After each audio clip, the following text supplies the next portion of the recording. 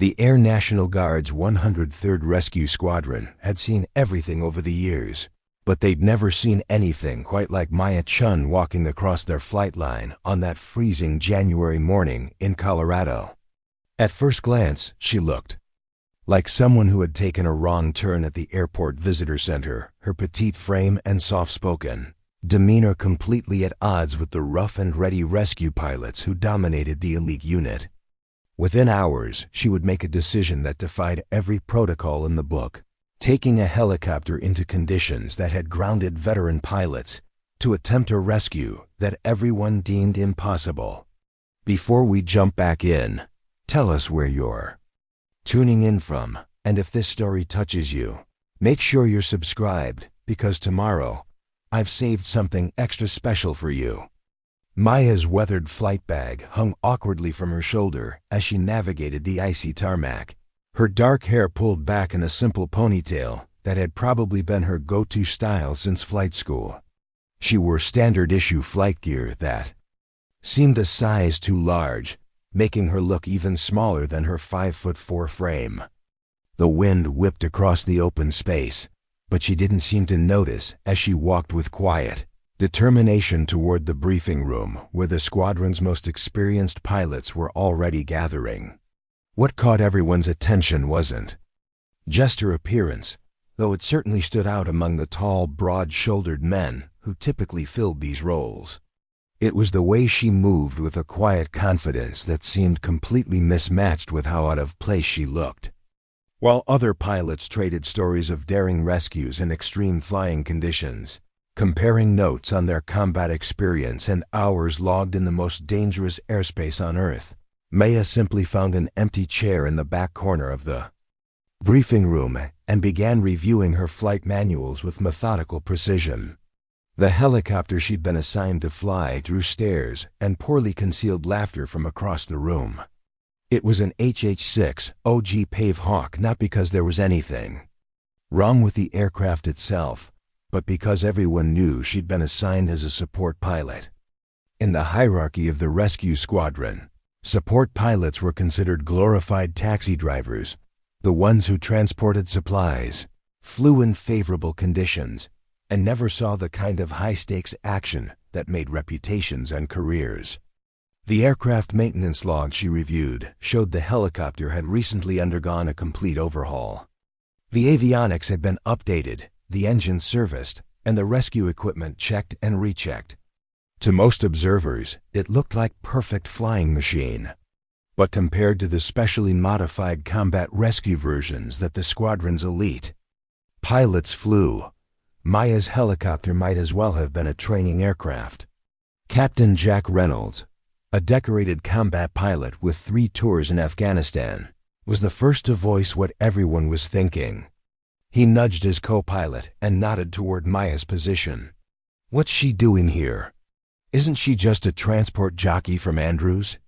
His voice carried across the room louder than he probably intended, drawing knowing smiles from the other pilots.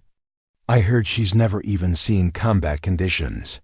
Maya's expression didn't change as she continued her meticulous review of the flight manuals, running her finger along the emergency procedures and checking weather patterns with movements that spoke of deep familiarity.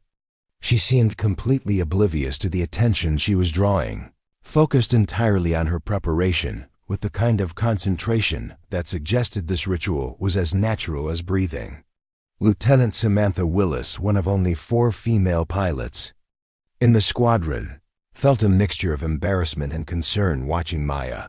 She'd fought hard to earn respect in a male-dominated field, and seeing another woman show up looking so unprepared made her cringe. "Someone should probably tell her this isn't a milk run," Willis whispered to her co-pilot. "This is serious rescue work.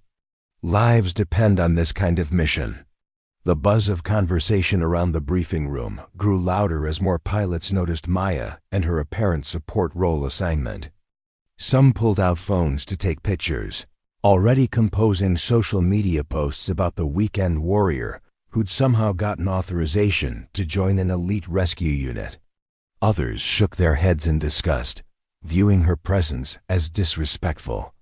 to the serious nature of their work. Colonel James Mitchell, the squadron commander overseeing the winter training exercise, approached Maya's chair with a clipboard and a diplomatic expression that barely concealed his skepticism. At 52, Mitchell had seen every type of pilot imaginable, from cocky rookies to grizzled veterans. But he'd never encountered someone quite like this in his elite rescue unit. "Lieutenant," he said, his voice professional but tinged with concern, "I need to verify your qualification status and mission parameters. This is a high-altitude mountain rescue training exercise with specific skill requirements." "Maya Chen," she interrupted quietly, handing him a folder without looking up from her manuals. "My paperwork should be in order." Mitchell opened the folder and began scanning the documents inside.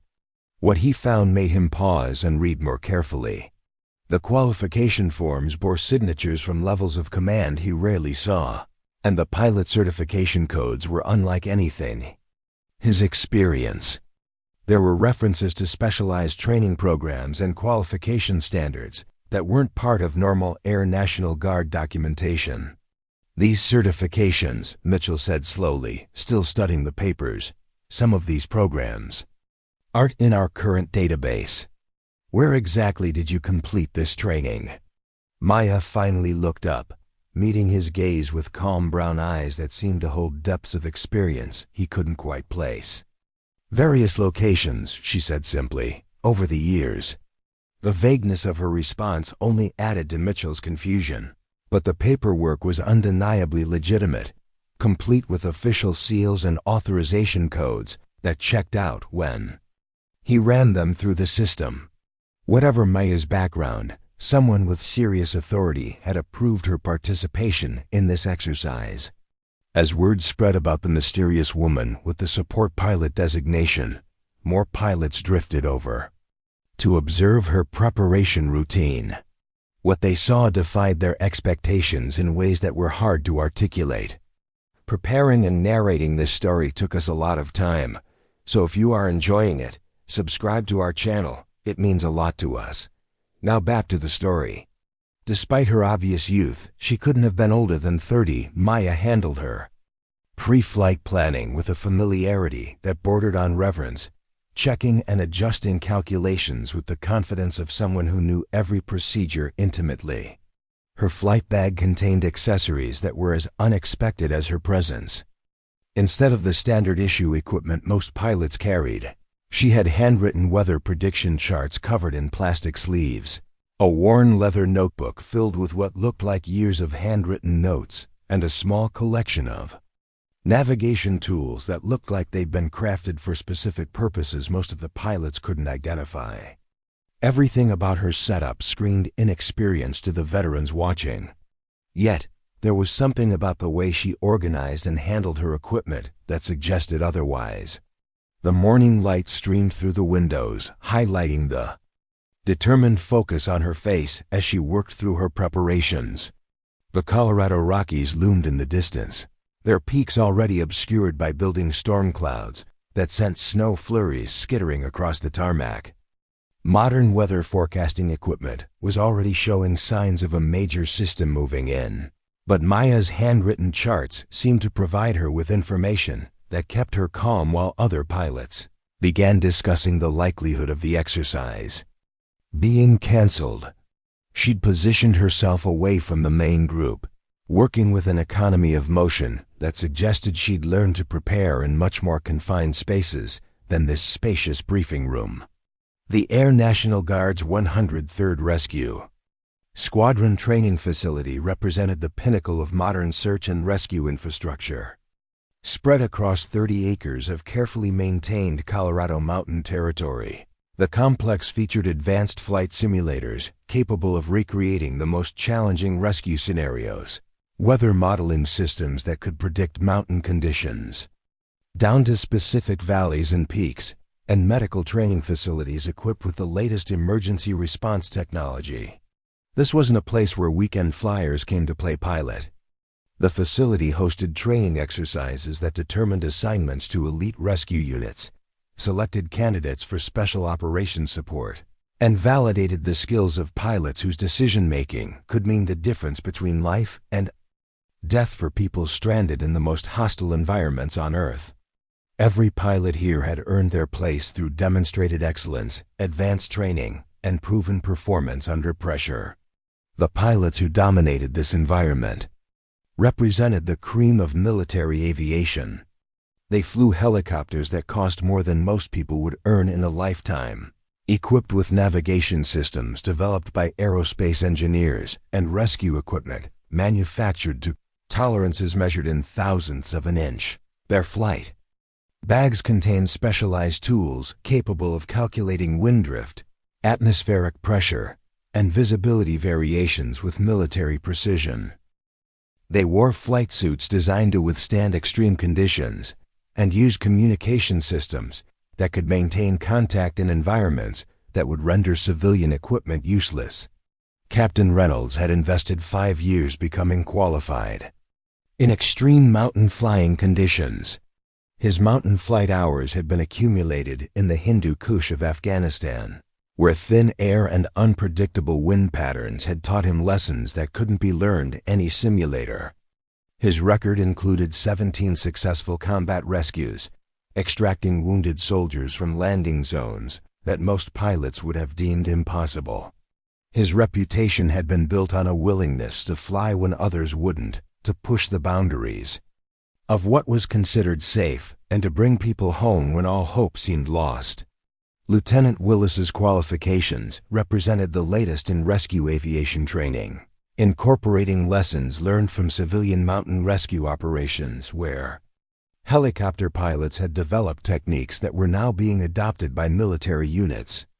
Her helicopter control and hover operations was considered exceptional even among the elite pilots in the squadron, and her decision-making under pressure had saved lives in situations where the margin for error had been measured in inches and seconds. The hierarchy at the 103rd was as precisely calibrated as the aircraft its pilots flew. Rank determined not just respect and authority, but access to the most advanced training opportunities and the latest technological developments. Exercise results here influenced career trajectories, determined special duty assignments, and opened doors to programs that existed at the very edges of military capability. Colonel Mitchell embodied this system's values and expectations. He'd earned his position through 30 years of distinguished service, including tours with special operations units, where flying skills were measured not in training scenarios but in lives saved and missions accomplished. His office walls displayed photographs with generals and cabinet members, commendations from presidents, and certificates recognizing achievements that remained classified decades after their completion. The pilots training under Mitchell's supervision understood that their time at this facility represented an opportunity that might never come again. Selection for advanced rescue programs was limited to a handful of candidates each year, chosen not just for their flying ability, but for their mental toughness, adaptability, and capacity to perform under conditions that would break most people. Competition here was fierce, professional, and deadly serious. The morning routine at the facility followed protocols developed over decades of operational evolution. Pilots arrived before dawn to prepare their aircraft, study weather patterns, and mentally rehearse the sequences that would determine their performance evaluations. Every detail mattered, from the temperature of hydraulic systems to the weight distribution of rescue equipment. Maya's presence disrupted this carefully orchestrated environment in ways that went beyond mere incongruity. Her casual approach to preparation seemed to mock the intense professionalism that defined the facility's culture. While other pilots obsessed over minute details of the coming exercise, she appeared content to sit quietly with her unconventional preparation materials, occasionally making notes in her worn logbook, but otherwise showing no signs of the anxiety or focused intensity that characterize serious rescue pilots. The aircraft surrounding Maya's assigned helicopter represented hundreds of millions of dollars in research, development, and manufacturing precision. Companies like Sikorsky, Lockheed Martin, and Collins Aerospace had invested decades perfecting technologies that could extend operational range, reduce environmental sensitivity, and provide reliability under conditions that would destroy conventional equipment. The avionics alone on some helicopters cost more than Maya's entire career training and incorporated features that seemed like science fiction just 20 years earlier. Winter conditions in the Colorado Rockies tested both equipment and operators to their limits. Mountain winds could shift direction and velocity without warning, creating flight challenges that required constant adaptation and recalculation. Temperature variations between valleys and peaks created air density gradients that could affect lift and control in ways that confounded even experienced pilots. The facility's high-altitude location added oxygen considerations and power limitations that affected both aircraft performance and crew endurance. The electronic simulation systems monitoring each training mission provided real-time feedback with scientific precision, measuring not just success rates but control inputs, timing, and decision point variations that revealed the subtle differences between good pilots and great ones. Data from these systems fed into databases that tracked performance trends, identified training requirements, and provided objective measures of capability that eliminated subjective evaluation from the selection process. This technological sophistication created an environment where marginal gains mattered enormously. A pilot who demonstrated slightly better power management could mean the difference between selection and disappointment. Flying techniques that maintained consistent performance across varying conditions provided advantages that often determined final rankings. The pilots competing here understood that their careers might hinge on performance margins, measured in fractions of seconds and split-second decisions. Captain Jack Reynolds commanded respect wherever he went, and he knew it. At 35, he stood 6 feet 2 inches with the kind of confident bearing that came from years of being the best at what he did. His arms were strong from countless hours controlling aircraft in conditions that would exhaust most pilots, and his face showed the weathering that came from high-altitude flying. His flight suit was always perfectly maintained, his bearing confident, and his reputation as one of the Guard's premier rescue pilots preceded him into every briefing room he entered. Reynolds had earned his position through blood, sweat, and an almost obsessive dedication to perfection. His rescue statistics consistently ranked in the top 1% of all military helicopter pilots, and his record included confirmed extractions at altitudes that made other pilots shake their heads in disbelief. He'd been featured in recruitment videos, interviewed by aviation magazines, and selected for specialized programs that existed at the very edges of what the military acknowledged publicly. The flying techniques Reynolds employed represented 3 years of meticulous research and practice. Every approach pattern had been selected based on extensive analysis of performance data, environmental limitations, and reliability under combat conditions. His hover control alone had taken thousands of hours to perfect and required the kind of instinctive feel for an aircraft that couldn't be taught, only developed through experience in the world's most demanding flying conditions. But it wasn't just Reynolds' skill that commanded attention. It was his attitude. He carried himself with the confidence of someone who had never encountered a flying challenge he couldn't master, a rescue he couldn't complete, or a pilot who could outperform him. Other airmen sought his advice, deferred to his expertise, and considered assignment to his training teams to be career-enhancing opportunities that opened doors throughout the military. Lieutenant Samantha Willis represented a different but equally formidable presence in the squadron. At 29, she had fought harder than most of her male counterparts to earn recognition in a field where women faced skepticism and scrutiny that men rarely experienced.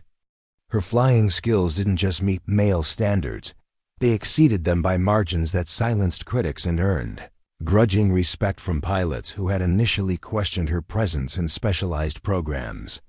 Willis's approach to flying reflected both her technical expertise and her determination to leave no advantage unexploited. Her pre-flight planning featured systematic risk assessment that could be reconfigured for different mission requirements. Flight patterns loaded to specifications she had developed through thousands of hours of testing, and techniques that represented the cutting edge of civilian and military rescue operations. She approached flying with scientific precision, maintaining detailed logs of environmental conditions, aircraft performance, and success rates that enabled her to predict and compensate for variables that defeated less methodical pilots. The respect Willis had earned came at a cost that her male counterparts rarely understood. Every mistake she made was scrutinized more heavily, every success attributed to luck or equipment rather than skill, and every training opportunity required her to prove herself worthy in ways that men took for granted. She had learned to be not just good, but exceptional, because anything less would be interpreted as confirmation that women didn't belong in elite military roles. Major Kevin Thompson had built his reputation on an ability to identify weaknesses in other pilots' techniques and exploit them ruthlessly during training exercises. At 40, he possessed the kind of tactical intelligence that came from years of studying flight dynamics, environmental factors, and human psychology under pressure. Thompson could watch another pilot for 10 minutes and identify subtle flaws in their fundamentals that would become magnified under stress, causing performance degradation when it mattered most. Thompson's approach contained more than just technical knowledge. It held psychological insights designed to unsettle competitors and create advantages that went beyond pure flying ability. He knew exactly when to make casual comments about wind conditions that would plant seeds of doubt in other pilots' minds, how to position himself to create subtle distractions during critical maneuvers, and which topics of conversation would reveal insecurities that could be exploited later. The pilots surrounding Maya represented years of rescue experience at the highest levels. They had faced each other in countless exercises, analyzed each other's strengths and weaknesses, and developed strategies for gaining microscopic advantages that could determine final rankings. They knew each other's flying preferences, decision-making, tendencies, and mental vulnerabilities with the thoroughness of chess masters studying familiar opponents. Captain Michael Brooks brought 12 years of special operations experience to every training mission he flew. His background included assignments that remained classified years after their completion, training programs that existed only in Pentagon budget lines that few people had clearance to read, and missions that had required flying skills under conditions that made controlled training environments seem like recreational activities. Brooks carried himself with the quiet confidence of someone who had used his helicopter for purposes more serious than training, who understood the difference between flying for evaluation scores and flying for survival. His equipment showed signs of hard use rather than careful maintenance, suggesting a philosophy that prioritized reliability and familiarity over technical perfection and aesthetic appeal. The culture these pilots had created valued innovation, technological advancement, and relentless pursuit of marginal improvements that could provide competitive advantages. They discussed flight techniques with the intensity of Formula One engineers, debated rescue theories with academic precision, and approached training with methodologies borrowed from Olympic sports programs and cognitive psychology research. Maya's presence violated every assumption this culture was built upon. Her obvious youth suggested limited experience in flight hours that would handicap performance at elite levels. Her support pilot designation indicated either inadequate qualifications or inability to meet the standards that serious rescue pilots considered essential. Her casual demeanor implied a lack of understanding about the intensity and importance of the training exercise she had entered. The pilots watching Maya prepare saw confirmation of their superiority in every aspect of her appearance and behavior. They possessed better qualifications, superior training, advanced understanding of rescue science, and the physical advantages that came from military conditioning and experience. The idea that this woman could challenge their dominance seemed not just unlikely but impossible. The first official briefing began at precisely 0800 hours, with pilots taking positions in the main briefing room under Colonel Mitchell's watchful supervision. Maya settled into a chair in the back row, sandwiched between two pilots whose combined flight experience exceeded 30 years in the most demanding environments on Earth. To her left, Lieutenant Willis was methodically reviewing mountain approach patterns and configuring her navigation system with the precision of a Swiss watchmaker. To her right, Captain Reynolds was calculating performance adjustments for the high-altitude conditions, muttering power requirements under his breath. Maya's preparation routine drew immediate attention for all the wrong reasons. While other pilots accessed digital weather modeling systems and ran computer simulations of potential rescue scenarios, she simply opened her worn leather flight bag, pulled out a small notebook filled with handwritten calculations, and began making entries with a pencil that looked like it had survived multiple deployments. The contrast was stark and unmistakable high-tech precision instruments versus what appeared to be a grocery list. "Jesus Christ," Reynolds said loud enough for Maya to hear. "Are you planning to fly with paper charts, or are you going to use the actual navigation systems like a real pilot?" His comment triggered a ripple of laughter through the briefing room.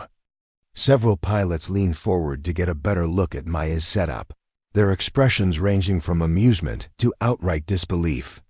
Maya's notes did include modern elements, but her approach to them seemed fundamentally different from the by-the-book methodology the other pilots employed. Her weather analysis contained hand-drawn wind patterns that somehow integrated modern meteorological data with what looked like traditional techniques for reading mountain weather systems. Her flight calculations showed a blend of standard protocols and adaptations that made no sense to the observers watching over her shoulder. Compared to the digital systems surrounding her with their satellite imagery and computer modeling, Maya's approach looked like something from the previous century. Major Townsend couldn't resist joining the commentary. "Lieutenant, I don't mean to be disrespectful, but are you sure you're in the right briefing? The support pilots are meeting in the auxiliary room." His tone carried the patronizing quality that military personnel often used when dealing with those they considered out of their depth. Maya continued making notes in her logbook, apparently oblivious to the growing chorus of comments directed her way. She consulted a hand-drawn weather chart that looked like something a meteorology student might have sketched for a homework assignment, then made additional calculations using methods that predated the electronic systems her competitors relied upon. "I've seen civilian tour pilots with better preparation techniques," Willis whispered to her co-pilot loud enough to ensure Maya could hear. "Someone needs to tell her this isn't a sightseeing operation." The comment drew approving nods from nearby pilots who were beginning to view Maya's presence as an insult to the serious nature of their training. When the briefing began in earnest, Maya's behavior provided fresh ammunition for her critics. Colonel Mitchell outlined the day's exercise, a simulated rescue of injured hikers stranded on a mountain ridge at 11,000 feet, with deteriorating weather conditions and a narrow extraction window before the approaching storm made flying impossible. The scenario was designed to test the limits of pilot decision-making, aircraft performance, and rescue techniques in conditions that closely approximated real-world emergencies. "Weather models show we have approximately 6 hours before this system makes mountain operations impossible," Mitchell explained, gesturing to the satellite imagery displayed on the main screen. "Your mission is to plan, execute, and complete the extraction before conditions deteriorate beyond safe operating parameters. We'll be evaluating your risk assessment, approach selection, power management, and extraction techniques." The colonel's eyes swept across the room, taking in the faces of pilots who understood exactly what was being asked of them. When his gaze fell on Maya, a flicker of doubt crossed his features, but he continued with the briefing without singling her out. As the pilots broke into planning groups, Maya found herself isolated, not explicitly excluded, but not invited to join any of the established teams either. She continued her preparation in silence, occasionally glancing at the main weather display, but primarily relying on her own materials with a focus that suggested complete confidence in her methods. "She's completely unprepared for this," Reynolds observed to his planning group. "That support pilot designation isn't just for show. She's probably never even attempted a high-altitude rescue, let alone in deteriorating conditions with real consequences." His assessment wasn't entirely unfair. The exercise parameters pushed the boundaries of what even experienced rescue pilots considered manageable. The simulated extraction point was located in a narrow valley with approach limitations that made conventional techniques difficult, if not impossible. The weather pattern would create wind shear conditions that could overwhelm standard power reserves. The injured hikers, training dummies positioned by ground teams, were located in positions that would require precise hover control and exceptional judgment. "I give her about 30 seconds before she aborts," Thompson added with a knowing smile. "If she even makes it to the extraction point." The electronic planning systems confirmed what visual observation suggested: Maya's flight plan, when she finally entered it into the squadron's main computer, deviated significantly from the approaches the other pilots had selected, where most had chosen conservative routes that prioritized safety margins and standard protocols. Maya had mapped a course that seemed to fly directly into the most challenging conditions with minimal reserves. Her planned approach to the extraction point ignored standard altitude buffers. Her power calculations pushed the aircraft's limitations beyond normal operating parameters, and her timing left almost no margin for unexpected complications. The computer flagged her plan with multiple warning indicators, suggesting modifications that would bring her approach in line with established safety protocols. "This is embarrassing," Willis said during the mid-morning equipment check. "She's planning to fly like it's a perfect day with unlimited visibility. It's disrespectful to everyone who understands the real challenges of mountain rescue operations." Her frustration was shared by other pilots who viewed Maya's unconventional planning as confirmation that proper screening procedures had been ignored. Brooks approached Colonel Mitchell during the equipment check to voice his concerns directly. "Colonel, with all due respect, having unqualified personnel in this exercise creates safety issues and wastes training time that we can't afford to lose. This woman is clearly in over her head." His complaint carried the weight of years of experience and multiple successful rescue operations. Mitchell found himself in an uncomfortable position. Maya's paperwork remained impeccable, her authorization legitimate, and her conduct entirely appropriate, despite her unconventional approach. However, the growing chorus of complaints from his most experienced pilots created pressure to find a diplomatic solution that would preserve the integrity of the training program while avoiding the administrative nightmare that removing an authorized participant would create. The afternoon sky darkened ominously over the Colorado Rockies as the training exercise moved into its active phase.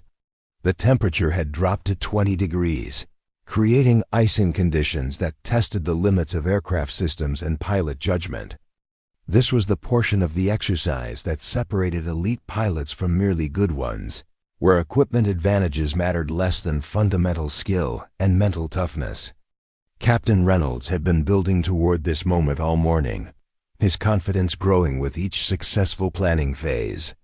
His helicopter had performed flawlessly during pre-flight checks, and his preparation placed him comfortably as the favorite among all participants. The mountain rescue scenario represented his specialty complex extraction operations, under adverse conditions where his years of combat experience and exceptional flying skills could provide decisive advantages over less experienced pilots. Maya's continued presence on the flight line had become a source of increasing irritation for Reynolds and his peers. Her flight plan remained contrary to established best practices. Her equipment preparation continued to draw concerned comments. and her methodical pre-flight checks had forced operations officers to modify launch sequences to accommodate her thorough approach to each step. What had started as mild amusement was evolving into genuine resentment towards someone who seemed to be ignoring the collective wisdom of an elite rescue community. "I don't understand how she even got authorization to be here," Reynolds said. During the final weather briefing, his voice carrying clearly across the ready room. "This is supposed to be elite-level training, not a flying club exercise." His comment drew appreciative nods from nearby pilots, who shared his frustration with Maya's apparent disregard for standard protocols. Major Thompson decided it was time to address the situation more directly. He approached Maya's position. During the pre-flight briefing, his bearing that of a senior officer about to deliver corrective guidance to someone who clearly needed it.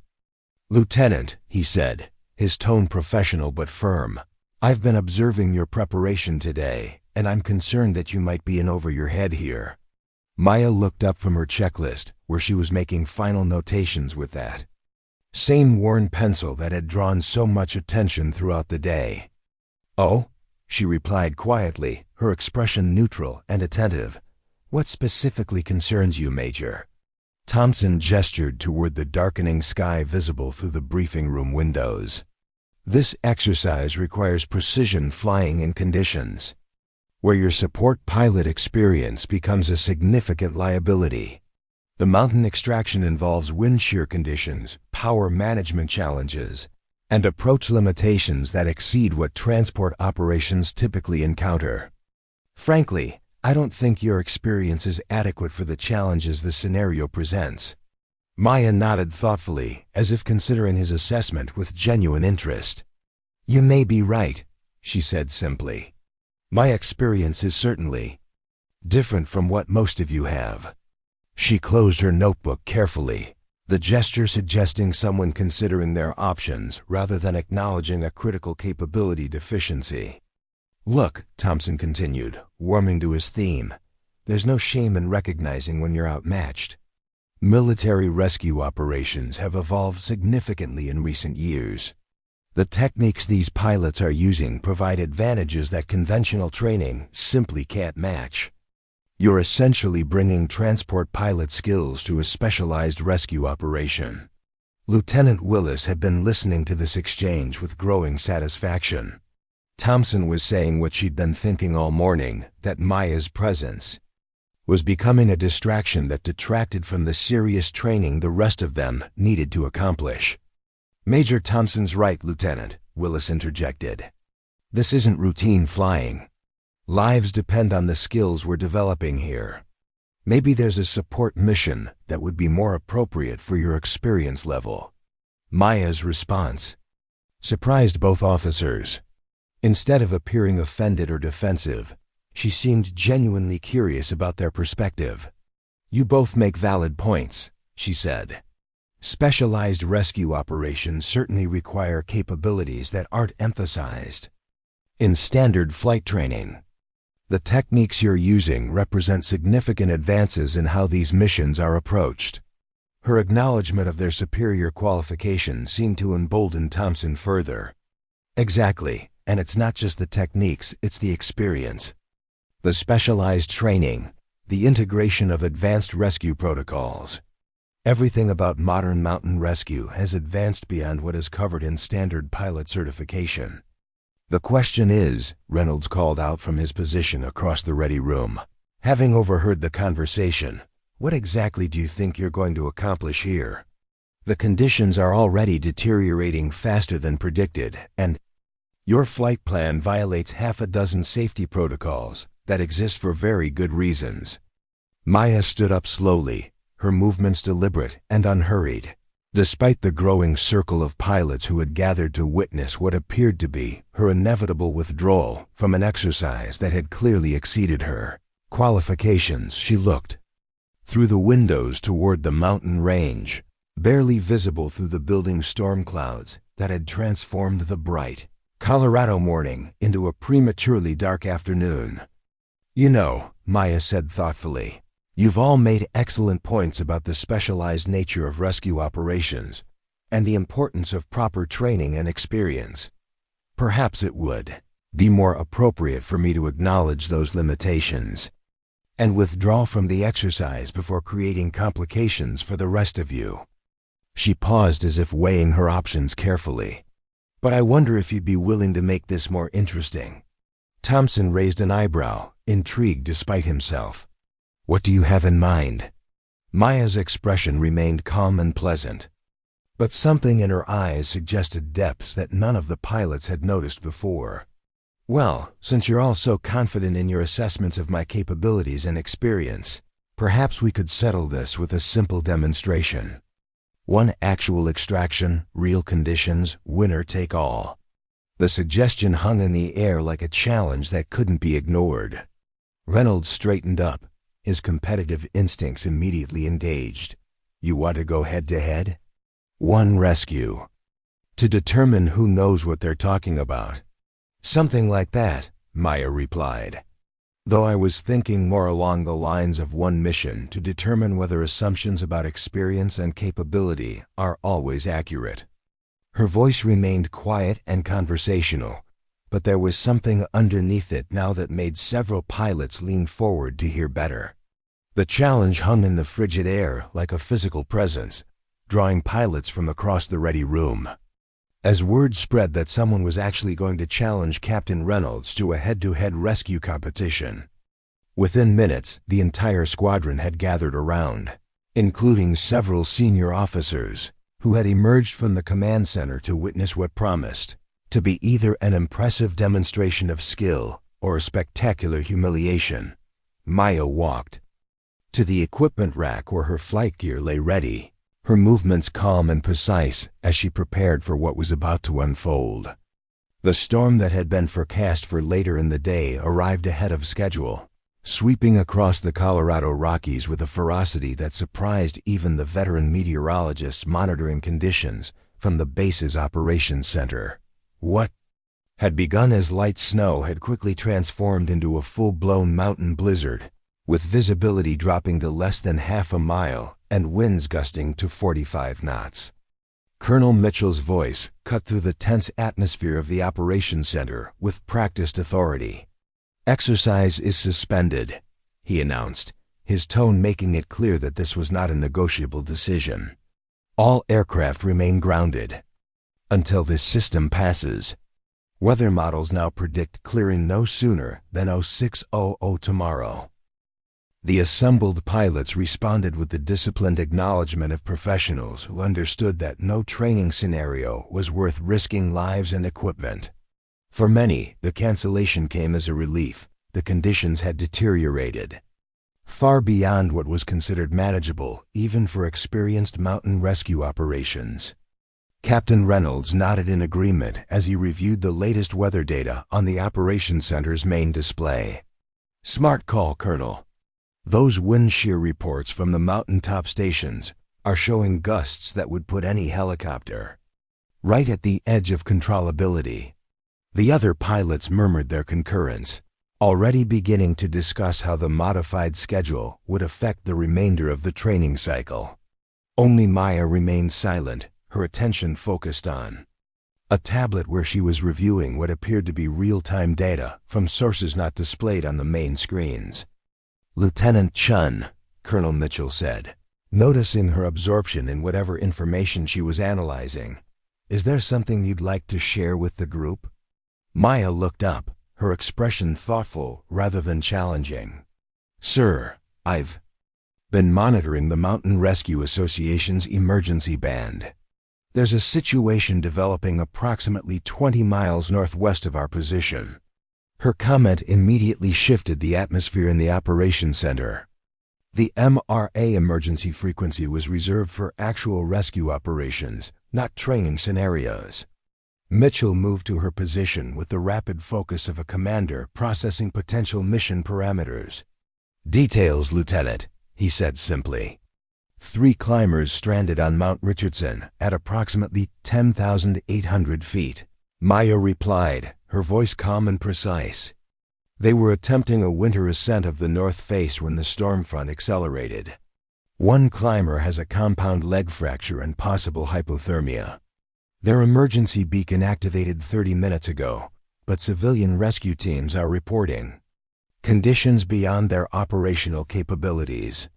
Colonel Mitchell was already moving toward the communications station. Get me direct contact with MRA dispatch and notify our medical team to prepare for possible incoming casualties. The Operations Center transformed from training mode to emergency response with practiced efficiency. Screens that had displayed training scenarios now showed topographical maps of Mount Richardson, weather patterns, and the limited data available from the climber's emergency beacon. Civilian rescue confirms they cannot attempt extraction until tomorrow at the earliest, the communications officer reported. Local sheriff's department is requesting our assistance based on the medical severity and deteriorating conditions. The injured climber's core temperature is reportedly dropping, and they have limited survival gear for extended exposure. Colonel Mitchell studied the situation display with the focused intensity of someone calculating complex risk equations in his head. The climber's position was precarious, a narrow ledge on the mountain's north face, exposed to the full force of the storm, with terrain that made ground rescue nearly impossible before the injured climber would likely succumb to his injuries. And the elements, what's the status on civilian medevac? Mitchell asked. All grounded, sir, the operations officer replied. Denver General attempted to launch their helicopter 20 minutes ago, but had to abort due to icing conditions. The entire front range is reporting severe turbulence and visibility below minimums. The colonel turned to face the pilots who had gathered around the main display. His expression made it clear that he was about to make a difficult decision. Gentlemen, ladies, we have a real-world situation that falls within our mission parameters. However, conditions are beyond standard safety protocols. I cannot and will not order any pilot to attempt this extraction. The silence that followed was heavy with unspoken calculations, as each pilot mentally assessed the risks against their own capabilities. Mountain rescues under ideal conditions were challenging enough. Attempting an extraction in a full winter storm with an injured climber in fading daylight pushed the boundaries of what even the most experienced pilots considered possible. Sir, Captain Reynolds finally spoke, I've studied the approach options to Mount Richardson. There's no viable insertion point within half a mile of their position that wouldn't put an aircraft at extreme risk of rotor strike against the rock face. The updrafts in that valley create vortex conditions that can roll a helicopter with almost no warning. His assessment wasn't an outright refusal, but it highlighted the extreme danger involved. Other pilots nodded in agreement, each understanding that the mission parameters fell outside even the most aggressive risk profiles they trained for. The northern approach is impossible in these conditions, Lieutenant Willis added, pointing to the weather radar. And a southern approach would require hovering over a 2,000-foot drop with crosswinds that would exhaust power reserves before a rescue team could reach the climbers. Colonel Mitchell nodded, acknowledging the valid concerns. He had expected this response and respected the professional assessment. The pilots weren't refusing out of cowardice. They were making the same calculation any responsible commander would make. Some missions simply weren't possible without accepting an unacceptable level of risk. I'll inform MRA that we cannot provide assistance under current conditions, Mitchell said, his voice heavy with the knowledge that this decision would likely have fatal consequences for at least one of the stranded climbers. We'll reassess at first light if I'll go. The quiet voice from the back of the group stopped the colonel mid-sentence. Maya Chen had moved to the main display and was studying the topographical map with intense concentration. Lieutenant? Mitchell's tone carried equal parts surprise and skepticism. I'll attempt the extraction, sir, Maya repeated, her focus never leaving the map. There's an approach vector that hasn't been considered. Captain Reynolds didn't attempt to hide his disbelief. Lieutenant, with all due respect, if the most experienced rescue pilots in this unit are telling you this mission isn't flyable, Perhaps you should reconsider. This isn't a training scenario anymore." Maya finally looked up from the map, her eyes meeting Reynolds with calm certainty. "I'm aware of that, Captain. And I'm not questioning your assessment of standard approach vectors. They are indeed beyond safe operational parameters." She turned back to the map and traced a path with her finger that made several of the watching pilots exchange confused glances. "However, there's a tertiary approach through this canyon system that provides partial terrain shielding from the main wind force. It would require flying through rather than over the weather system, but it creates a potential insertion window." Major Thompson stepped forward, studying the route Maya had indicated. His expression shifted from skepticism to outright alarm. "That's a suicidal approach, Lieutenant. You'd be flying through a canyon barely twice rotor diameter width, with minimal visibility, in turbulence that would make controlled flight nearly impossible. Not to mention the power management issues at that altitude and these temperatures." Maya nodded. "It's not a standard approach, certainly. But it is flyable." The certainty in her voice caused several pilots to look at her more carefully. This wasn't the bravado of an inexperienced pilot who didn't understand the risks. There was something in her tone, a quiet confidence based on knowledge that none of them seemed to possess. "And you believe you can fly this approach successfully?" Colonel Mitchell asked, his professional skepticism now tinged with genuine curiosity. "Yes, sir," Maya replied simply. "I've flown similar terrain in comparable conditions." The statement hung in the air, raising more questions than it answered. Support pilots didn't fly high-risk mountain extractions. They certainly didn't attempt. Rescues that even the elite pilots considered beyond operational safety margins. Yet Maya's demeanor showed none of the uncertainty or hesitation that would be expected from someone exceeding their capabilities. Colonel Mitchell studied her with new intensity, as if seeing her for the first time. "Lieutenant Chen, I need to be absolutely clear here. You're volunteering for a mission that could very well result in the loss of an aircraft and crew. I cannot order you to attempt this extraction, and there will be no negative consequences if you recognize, as your colleagues have, that the risk is simply too high." Maya met his gaze directly. "I understand, sir. I'm volunteering with full awareness of the risks involved." Mitchell turned to the operations officer. "Get me Lieutenant Chen's complete service record. Not the summary, everything." While they waited for the files, Reynolds approached Maya with genuine concern rather than his earlier condescension.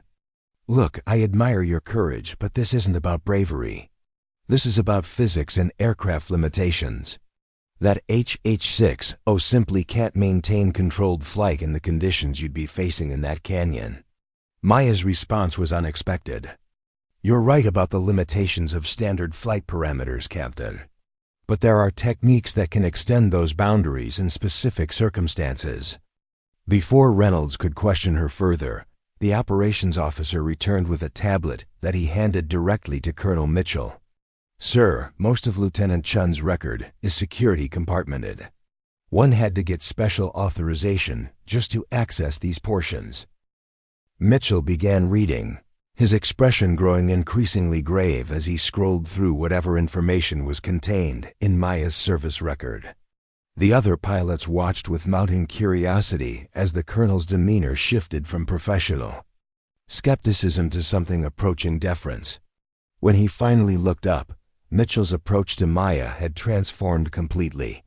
"Lieutenant Chen, a word in private, please."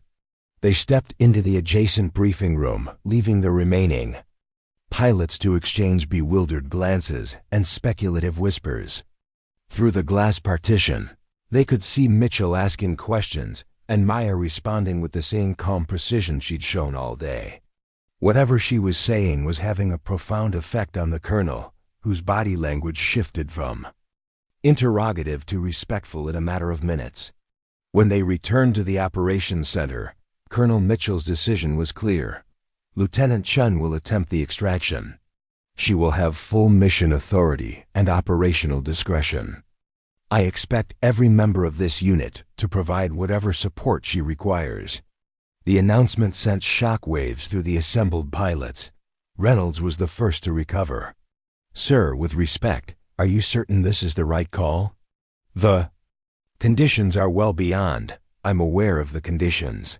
"Captain," Mitchell interrupted, his tone making it clear that the decision was final. "And I'm equally aware of Lieutenant Chun's qualifications, which frankly exceed anything I expected to find in her record." He turned to address the entire group. "What I can tell you is that Lieutenant Chun has specialized experience directly relevant to this exact scenario. Experience that is not reflected in her current duty assignment for reasons that remain classified."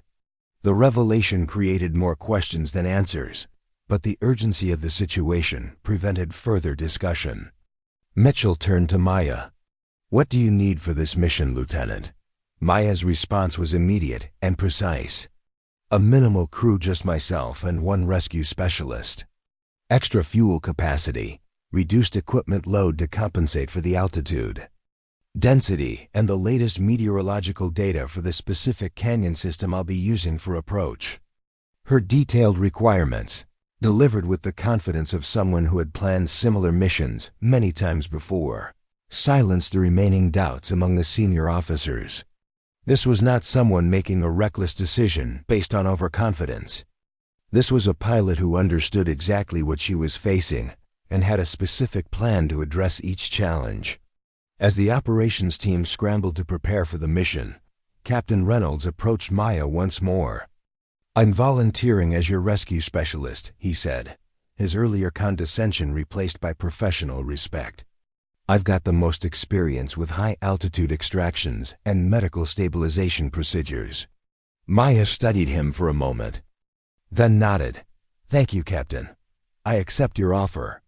The preparation moved with practiced efficiency despite the unusual circumstances. The HH-60G Pave Hawk that had earlier been dismissed as a support helicopter was now being configured according to Maya's exact specifications.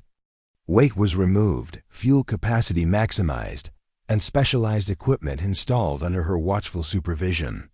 As they prepared, Reynolds observed Maya with growing curiosity. "You've done this before," he said. It wasn't a question. Maya checked a specialized altimeter setting before responding. "Yes." "But not as a support pilot," Reynolds pressed. A small smile touched Maya's lips for the first time since she'd arrived at the facility. "My current assignment doesn't fully reflect my operational background." Reynolds wanted to ask more, but the mission preparations demanded their full attention. Within 30 minutes, the helicopter was ready, configured to Maya's specifications, and positioned for immediate departure. The storm had intensified further, with the operations center reporting wind gusts now exceeding 50 knots and visibility reduced to a quarter-mile in heavy snow. As Maya and Reynolds completed their final equipment checks, Lieutenant Willis approached with an expression that mixed concern and newfound respect. "The canyon approach you're planning, it's never been documented in any of our training materials." Maya secured her flight helmet before responding. "Some techniques develop in the field rather than in training programs, Lieutenant. Necessity often creates solutions that wouldn't be considered under standard protocols." Willis nodded slowly. "I believe I owe you an apology for my earlier comments." "No apology necessary," Maya replied with genuine warmth. "Questioning unusual approaches is exactly what good pilots should do. It's how we maintain standards and safety margins." Her graciousness in the face of what had been thinly veiled contempt earlier in the day only deepened Willis' regret. "Good luck up there," she said simply, extending her hand. Maya shook it firmly. "Thank you. We'll meet it." As they walked toward the waiting helicopter, Reynolds found himself reassessing everything he thought he knew about the woman beside him. The quiet confidence she projected now seemed less like inexperience and more like the deep calm of someone who had faced similar challenges many times before. "Whatever happens up there," he said as they approached the aircraft, "I want you to know I respect what you're doing. Not many pilots would volunteer for this mission, regardless of their experience level." Maya paused, turning to face him directly. "Captain, I appreciate that. But this isn't about proving anything or taking unnecessary risks. Those climbers need help that only we can provide. Everything else is secondary." Her words cut through Reynolds' remaining preconceptions. This wasn't bravado or recklessness. This was the simple clarity of someone who understood that their skills created an obligation when lives were at stake. The pre-flight sequence proceeded with meticulous precision, despite the urgency of the situation. Maya moved through the cockpit. Checks with practiced efficiency, her hands moving across the controls with the kind of familiarity that came only from thousands of hours of operation. As the engines spooled up, Colonel Mitchell's voice came through their headsets. "Rescue 1, this is base. Be advised we're showing further deterioration in conditions along your proposed route. Wind shear reports now indicate gusts to 60 knots. At the canyon exit point, are you certain you want to proceed?" Maya's response was calm and immediate.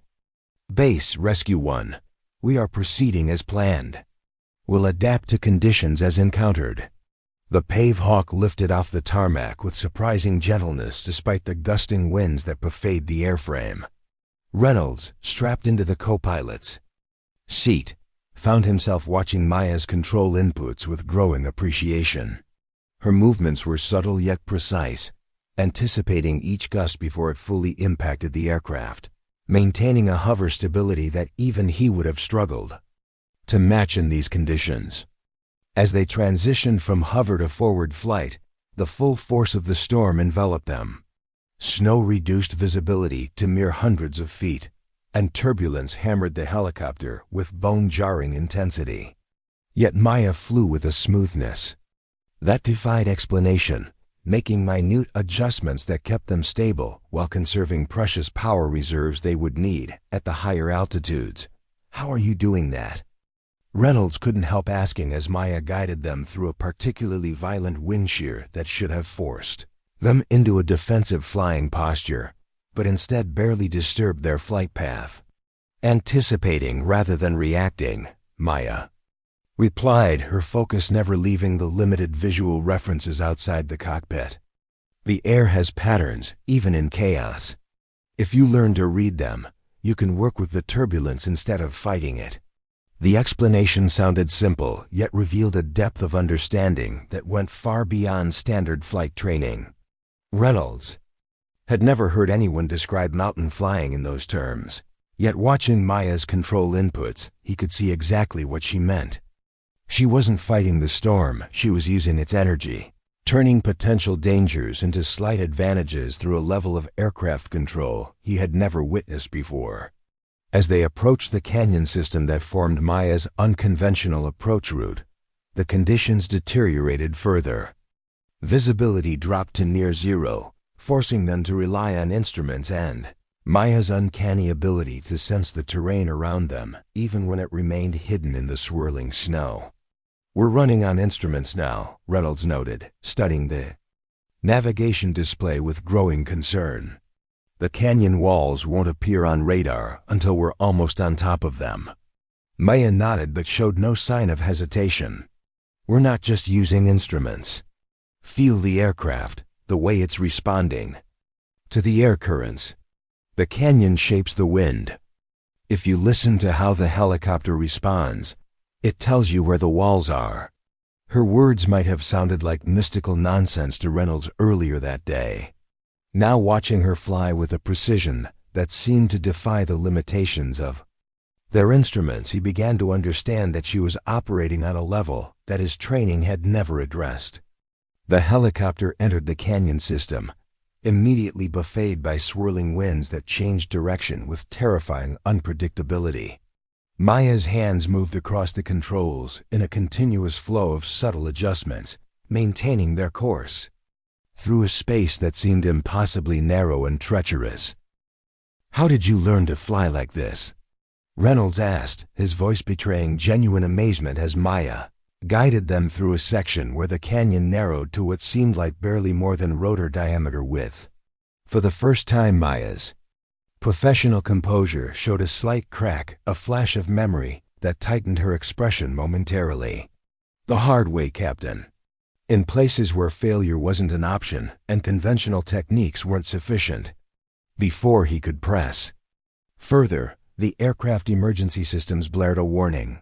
Terrain! Terrain! Pull up! The automated voice indicated that their flight path was taking them directly toward a solid obstacle, likely a canyon wall hidden in the swirling snow.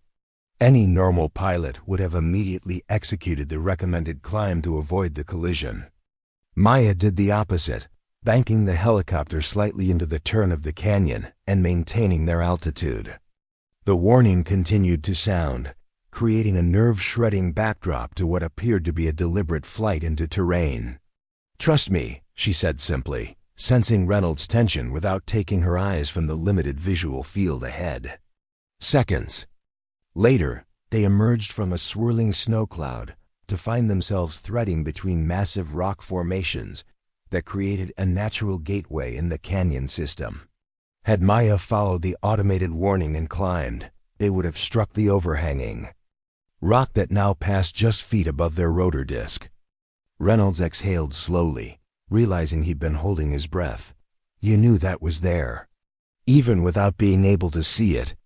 "I studied the terrain maps before we launched," Maya replied. "But yes, I could feel it in how the air was moving around us. The warning systems don't account for all the variables in these conditions."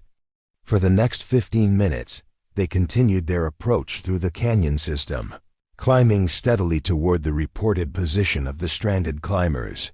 The combination of altitude, temperature, and turbulence pushed the helicopter's performance envelope to its absolute limits.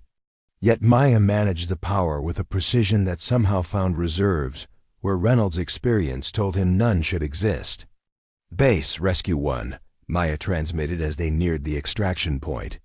"We are 3 minutes from insertion. Please advise climbers to prepare for extraction and secure any loose equipment. Winds at our position gusting to 55 knots with severe turbulence."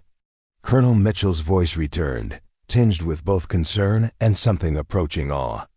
"Rescue 1, base. Understood. Be advised weather models show another 5-degree temperature drop in your area within the next 30 minutes. Extraction window is closing rapidly." "Copy that, base," Maya acknowledged. "We'll be expeditious." As they rounded the final bend in the canyon system, the north face of Mount Richardson appeared through brief breaks in the swirling snow. The sheer rock wall rose like a fortress, presenting an almost vertical challenge that seemed impossible to approach safely in a helicopter under any conditions, let alone in the teeth of a winter storm. "There," Reynolds pointed, having spotted the climber's position through his binoculars.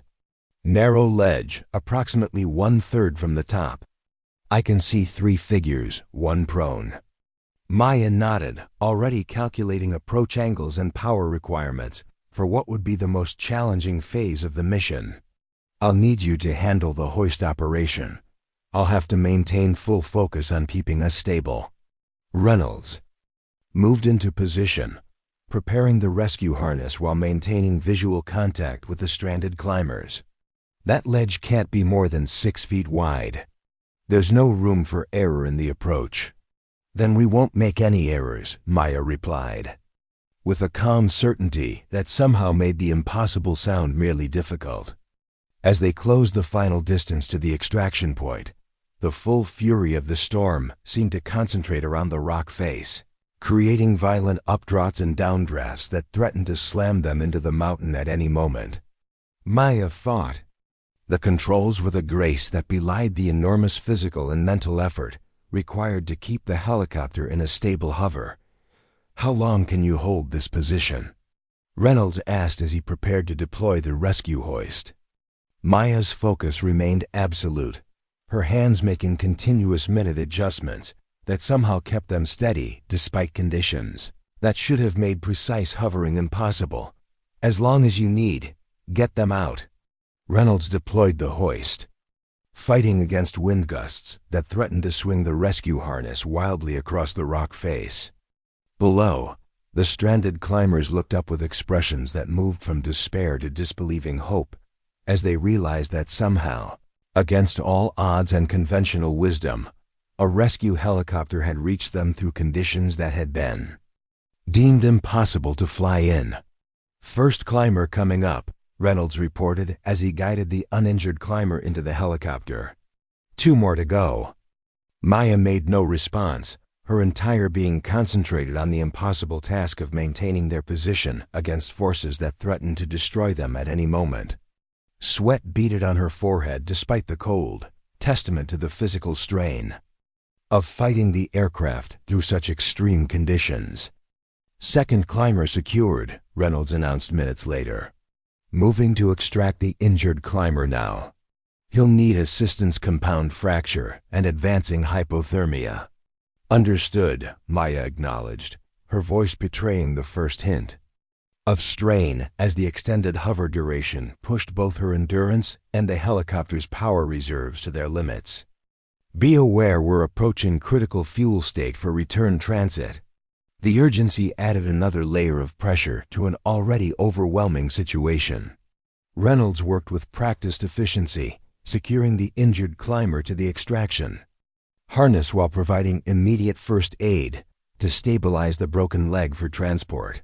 "Final extraction underway," he reported as the hoist began to lift the injured climber from the precarious ledge that had nearly become his final resting place. It was at that moment that disaster struck. A microburst of violent, concentrated downdraft slammed into the helicopter with the force of a giant's hand, pushing them toward the rock face with terrifying speed. Warning alarms blared throughout the cockpit as multiple systems approached failure points simultaneously. Reynolds grabbed for support as the aircraft lurched violently, nearly losing his grip on the hoist controls. "We're going in," he shouted, certain they were seconds from impact with the mountain. What happened next defied everything he thought he knew about helicopter flight dynamics. Instead of fighting the downdraft directly, a battle they couldn't. When Maya executed a maneuver that seemed to surrender to the force before redirecting it, the helicopter dropped sharply, then rolled into a partial auto-rotation that converted the downward energy into forward movement, sliding them away from the rock face rather than into it. For 3 heart-stopping seconds, they fell in what appeared to be an uncontrolled descent. Then, with timing that bordered on supernatural, Maya recovered, stabilizing their flight path mere yards from disaster. "Get him in now," she commanded, her voice tight with the strain of maintaining control in conditions that no helicopter was designed to withstand. Reynolds completed the extraction with desperate speed, pulling the injured climber into the cabin and securing the hoist. "All climbers aboard. We're clear to depart." Maya didn't waste a second, transitioning from hover to forward flight with an urgency that spoke volumes about their precarious situation. As they pulled away from the mountain face, multiple warning indicators illuminated across the control panel. "Base, Rescue 1, Maya transmitted, her voice now showing the strain of their ordeal. "Extraction complete. All 3 climbers recovered. Alive. Aircraft at performance limits. Executing immediate return via canyon route." Colonel Mitchell's response carried both relief and concern. "Rescue 1 base. Outstanding work. Be advised weather continuing to deteriorate along your return. Route. We're showing temperatures now 15 degrees below forecast and icing conditions reported at all altitudes." "Copy that, base," Maya acknowledged. "We'll manage." Reynolds, having secured the climbers and administered emergency treatment to the injured man, returned to the cockpit. What he saw there gave him pause. Maya was flying with an intensity that spoke of pushing human limits as much as aircraft ones. "Need me to take the controls?" he offered, noting the visible fatigue in her posture. Maya shook her head slightly. "Not yet. This canyon system requires specific handling through the next section." The understatement would have been comical in any other circumstance. They were flying through what amounted to a natural maze of rock formations, in near-zero visibility, with an aircraft operating at the very edge of its performance envelope. Yet somehow Maya navigated each turn, each narrowing, each sudden drop or rise in the canyon floor with a precision that shouldn't have been possible. "Where did you really train?" Reynolds asked quietly, watching her hands move across the controls. With that same fluid grace, even as exhaustion clearly mounted. Maya's eyes never left the limited visual field ahead as she replied, "That's still classified, Captain. But let's just say my previous assignments involved extraction scenarios considerably more demanding than today's training exercise was designed to be." The pieces began to fall into place in Reynolds' mind, her unusual approach to flight planning, her confidence in conditions that daunted even the most experienced rescue pilots, her ability to push aircraft performance beyond what should have been possible.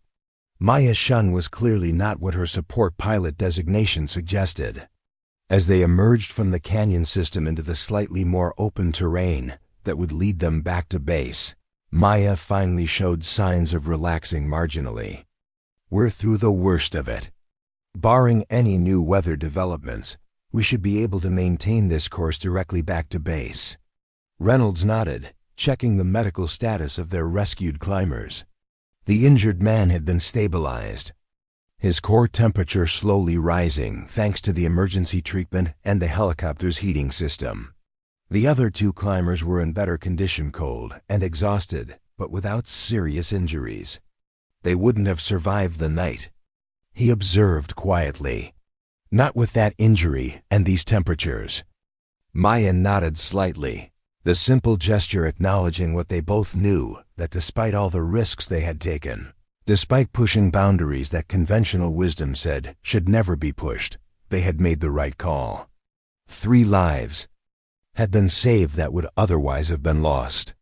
The rest of the flight back to base proceeded with tense but manageable conditions. As they approached the landing zone, they could see emergency medical teams waiting, along with what appeared to be the entire off-duty contingent of the 103rd Rescue Squadron, all standing in the blowing snow, waiting to witness the return of the mission they had deemed impossible. Maya brought the helicopter in with the same precise control she had demonstrated throughout the flight, setting it down with a gentleness that belied the battering the aircraft had taken. As the engine spooled down, medical teams rushed forward to transfer the injured climber to a waiting ambulance.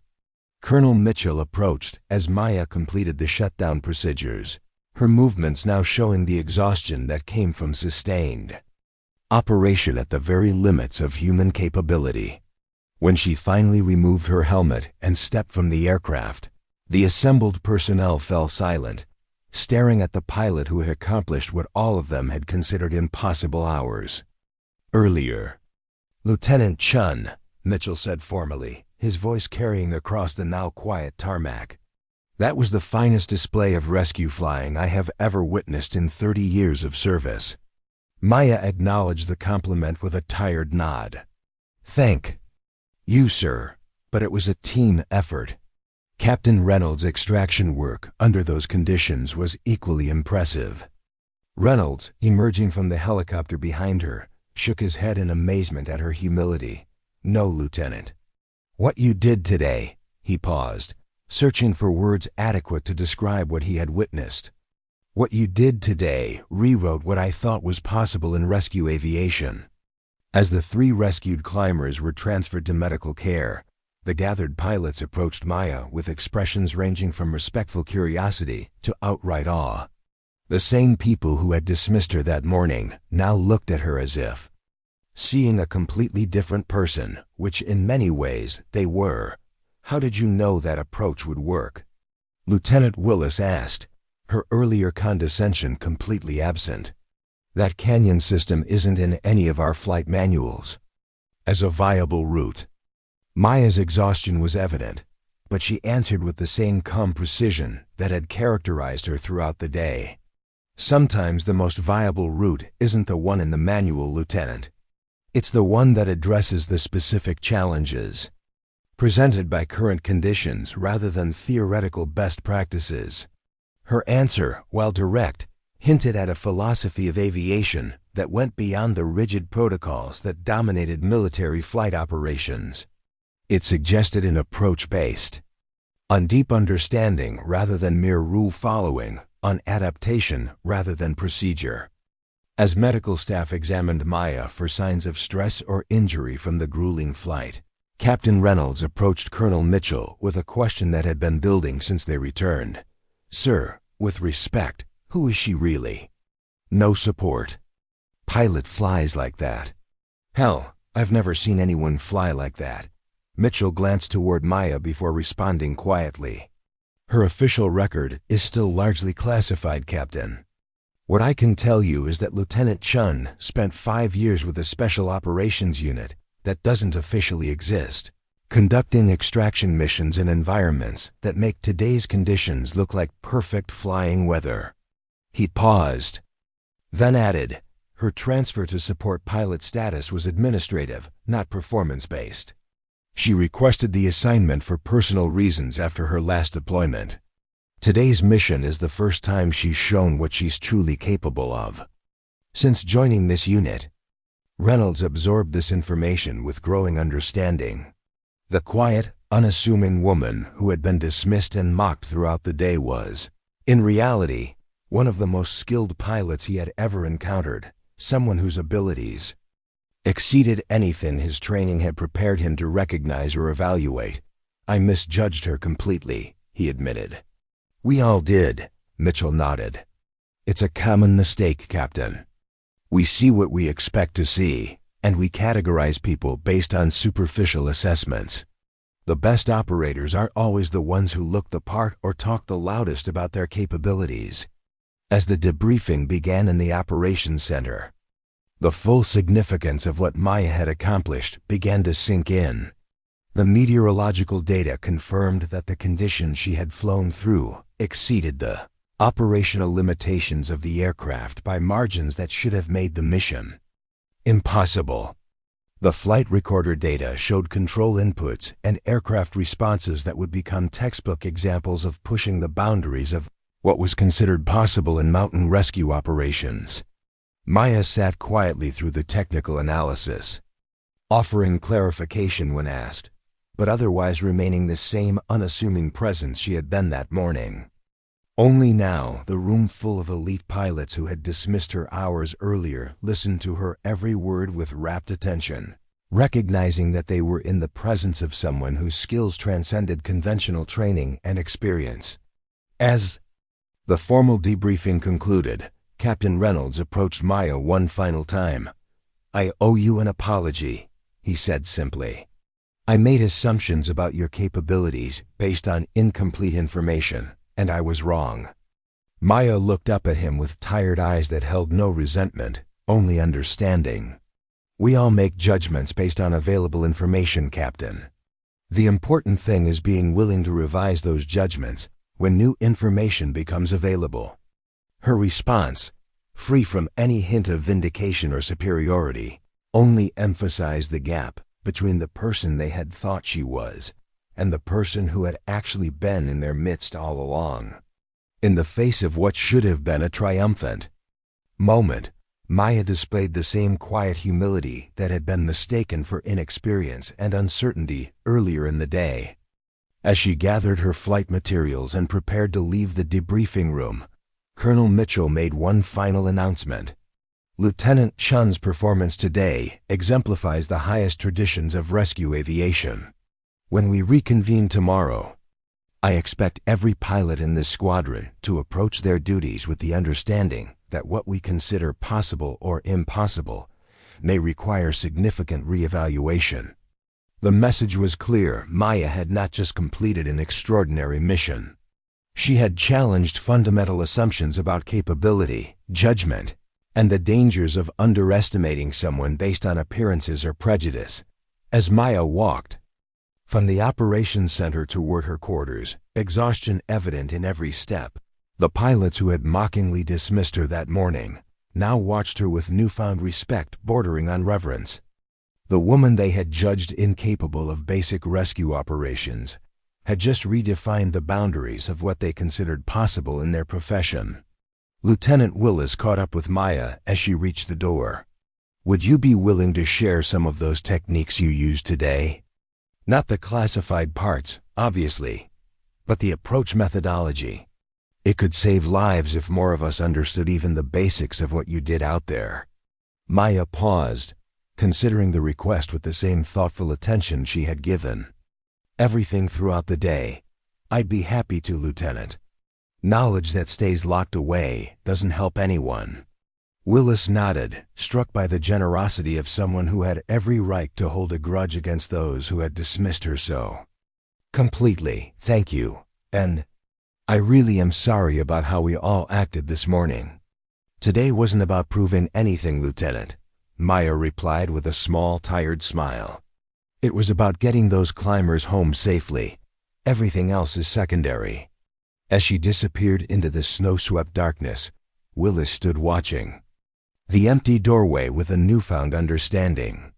The lesson Maya Chen had taught them went far beyond rescue techniques or flight capabilities. It was about the danger of assumptions, the limitation of appearances, and the reminder that true excellence often came in packages that didn't match conventional expectations. Back in the operations center, Captain Reynolds was reviewing the flight data with a mixture of professional interest and lingering disbelief. The recording showed maneuvers that shouldn't have been possible, control inputs that defied conventional wisdom, and an approach to rescue flying that would challenge training protocols throughout the military aviation community.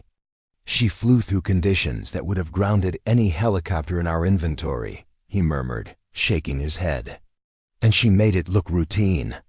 Colonel Mitchell, overhearing the story of the impossible rescue spread through the Air National Guard's 103rd Rescue Squadron, with the speed and intensity of the winter storm that had nearly claimed 3 lives. By sunrise the following morning, Maya Chen had transformed from an overlooked support pilot to the central figure in what was already being called a legendary mission. In the officers' mess, the rescued climber's survival against astronomical odds dominated every conversation. Pilots who had spent years honing their skills in the most demanding training environments found themselves questioning fundamental assumptions about flight capabilities and operational limits.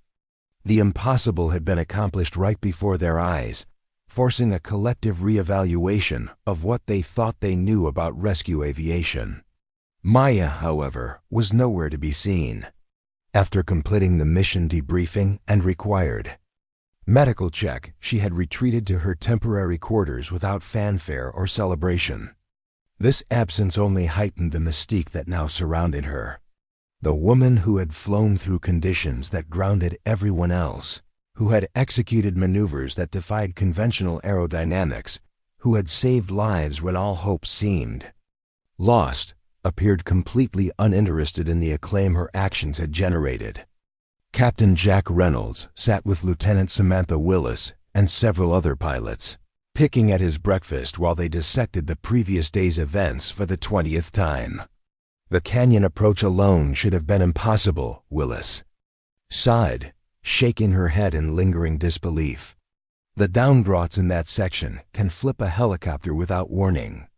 We've lost 3 aircraft there in training exercises over the past decade, and those were in good weather conditions." Reynolds nodded, his expression thoughtful. "It wasn't just the route. It was how she flew it. The control inputs I saw her making, they weren't reactive, they were anticipatory. She was responding to air currents before they fully impacted the aircraft." Major Thompson joined their table, his earlier skepticism about Maya now replaced with professional curiosity. "I've been reviewing the flight recorder data. Some of the maneuvers she executed aren't in any flight manual I've ever seen. It's like she developed an entirely different approach to mountain flying." The conversation paused as Colonel Mitchell entered the mess hall. The squadron commander's expression was grave as he made his way to their table. The pilots straightened. Instinctively, recognizing that something significant was about to be communicated. "At ease," Mitchell said, taking a seat. "I've just come from a call with command. The rescue operation yesterday has attracted attention at levels I didn't anticipate." Reynolds set down his coffee. "Sir? Lieutenant Chen's methods and the success of the extraction have raised questions about our current rescue protocols," Mitchell explained. "Command is sending an evaluation team to review the mission data and potentially incorporate Lieutenant Chen's techniques into standard training procedures." The announcement rippled through the group with the significance of a paradigm shift. Standard operating procedures in military aviation weren't altered lightly. Any change required extensive testing, validation, and approval through multiple command levels. The fact that a single mission had triggered such a response indicated just how extraordinary Maya's accomplishment had been. "When does the evaluation team arrive?" Willis asked. 1,400 hours today," Mitchell replied. "They're bringing specialists from the Air Force Research Laboratory and the Combat Rescue Officer Training Program. This has implications beyond our squadron." The colonel's phone buzzed with an incoming message. As he read it, his expression shifted to one of concern. "Lieutenant Chen is requesting immediate transfer back to her support unit. She's citing the completion of her temporary duty assignment as justification." Reynolds couldn't hide his surprise. "She's trying to leave, now, after what she accomplished?" Mitchell nodded, equally perplexed. "That appears to be the case. I've denied the request pending the evaluation team's arrival, but her reaction was unexpected. She seemed almost uncomfortable with the attention her actions have generated." The pilots exchanged bewildered glances. In a profession where recognition and advancement were fiercely pursued, Maya's apparent desire to return to obscurity made no sense. She had just demonstrated skills that would qualify her for any elite unit in the service, yet she seemed intent on returning to the support role that had prompted their dismissive judgment just 24 hours earlier. "Permission to speak." "With her, sir," Reynolds asked after a moment's consideration. Mitchell studied him briefly before nodding. "Granted, but tread carefully, Captain. There's clearly more to Lieutenant Chen's situation than is reflected in the portions of her record uncleared to access." As Reynolds left the mess hall, Willis turned to Colonel Mitchell with the question that had been bothering her since the previous night. "Sir, why was someone with Lieutenant Chen's capabilities assigned to a support unit in the first place? It doesn't make sense." Mitchell considered his response carefully. "Lieutenant Willis, in my 30 years of service, I've learned that the military personnel system sometimes makes decisions that appear counterintuitive from the outside. What I can tell you is that Lieutenant Chen's current assignment was her choice, not a reflection of her capabilities or standing." This revelation only deepened the mystery surrounding Maya. Why would a pilot with her extraordinary skills deliberately choose an assignment that buried those talents? What circumstances would lead someone to hide such exceptional abilities, rather than utilize them where they could do the most good? Reynolds found Maya in the aircraft hangar, methodically inspecting the helicopter they had flown the previous day. Unlike the other pilots who would typically delegate post-mission inspections to maintenance crews, she was personally examining every component with the same focused attention she brought to her flying. She didn't look up as he approached, continuing her inspection of a rotor blade that showed stress marks from the extreme conditions they had encountered. "Captain Reynolds," she acknowledged quietly. "I expected you'd come looking for me." "Word is you're trying to leave," Reynolds said, not bothering with preliminaries. "Why?" Maya's hands continued their careful examination of the blade surface. "My temporary assignment with the 103rd was for the training exercise. The exercise is complete, albeit not in the way anyone anticipated." "That's bureaucratic justification, not a reason," Reynolds pressed. "You just executed the most extraordinary rescue flight I've ever witnessed. Command is sending an evaluation team specifically to learn from what you did. And you want to go back to flying supply routes? For the first time, Maya paused in her work, though she still didn't meet his gaze. What I want, Captain, is to fulfill my assigned duties without complications. Reynolds studied her with growing frustration and curiosity. You saved 3 lives yesterday by doing what everyone, including me, said was impossible. Those skills, those techniques you used, they could save many more lives if they were incorporated into our training programs. The techniques will be in the flight recorder data, Maya replied, resuming her inspection. The evaluation team doesn't need me physically present to analyze them. That's not how this works, and you know it, Reynolds countered. Understanding the technical data is only part of it. They need to understand the decision-making process, the sensory inputs you were using, the whole methodology behind what you did. Maya finally looked up, and Reynolds was struck by the complex emotions visible in her eyes.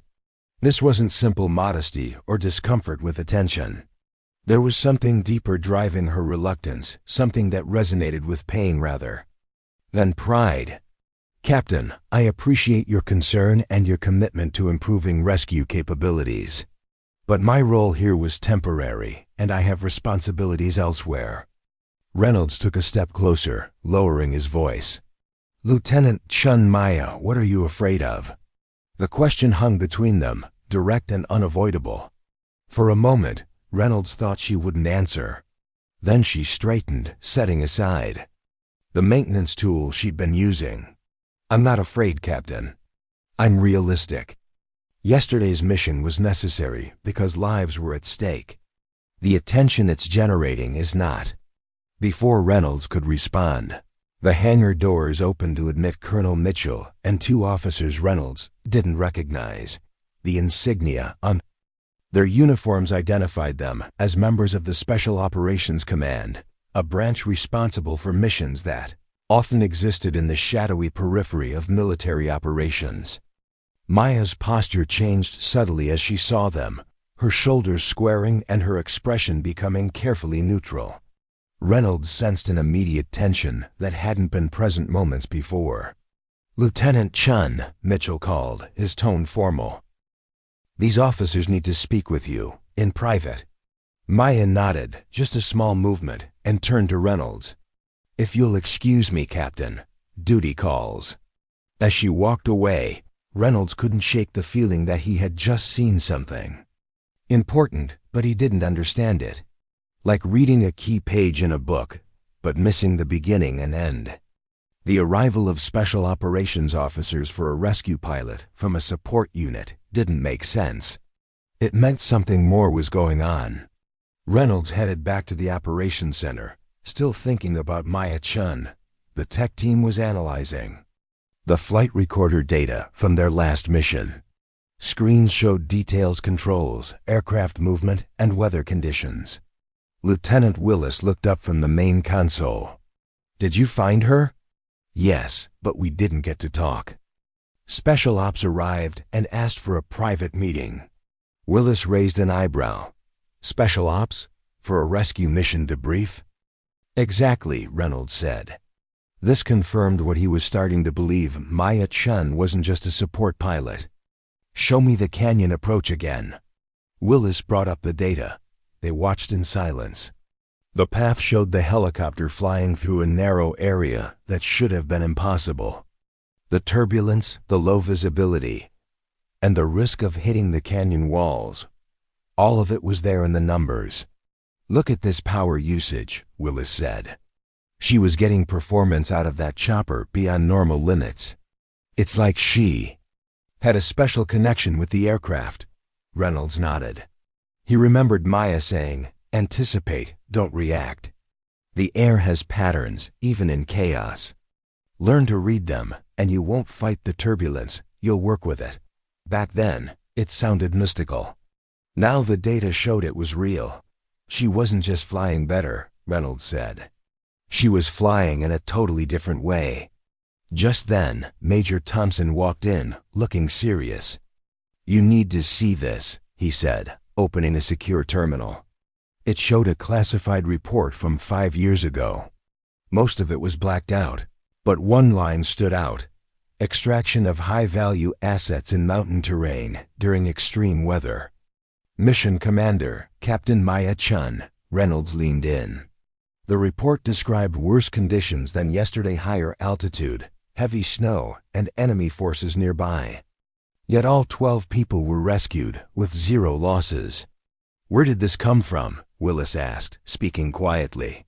"I called a friend at Personnel Command," Thompson said. "This is just one of 17 missions. All under then Captain Chen. All top secret, all pushing the limits of rescue flight." Reynolds sat back, stunned. She wasn't just flying missions, she was testing new rescue techniques in real combat. "Exactly," Thompson nodded. "Her team worked in places where normal flight rules didn't apply. They had to create new ways to survive and succeed." Now everything made sense. Maya's skills weren't magic.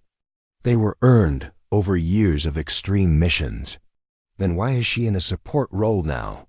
Willis asked. "Why hide all that skill?" Before anyone could answer, the emergency alarm sounded. A voice came through the speaker, broken by static. "Mayday, mayday. This is Civil Medical Transport 479er.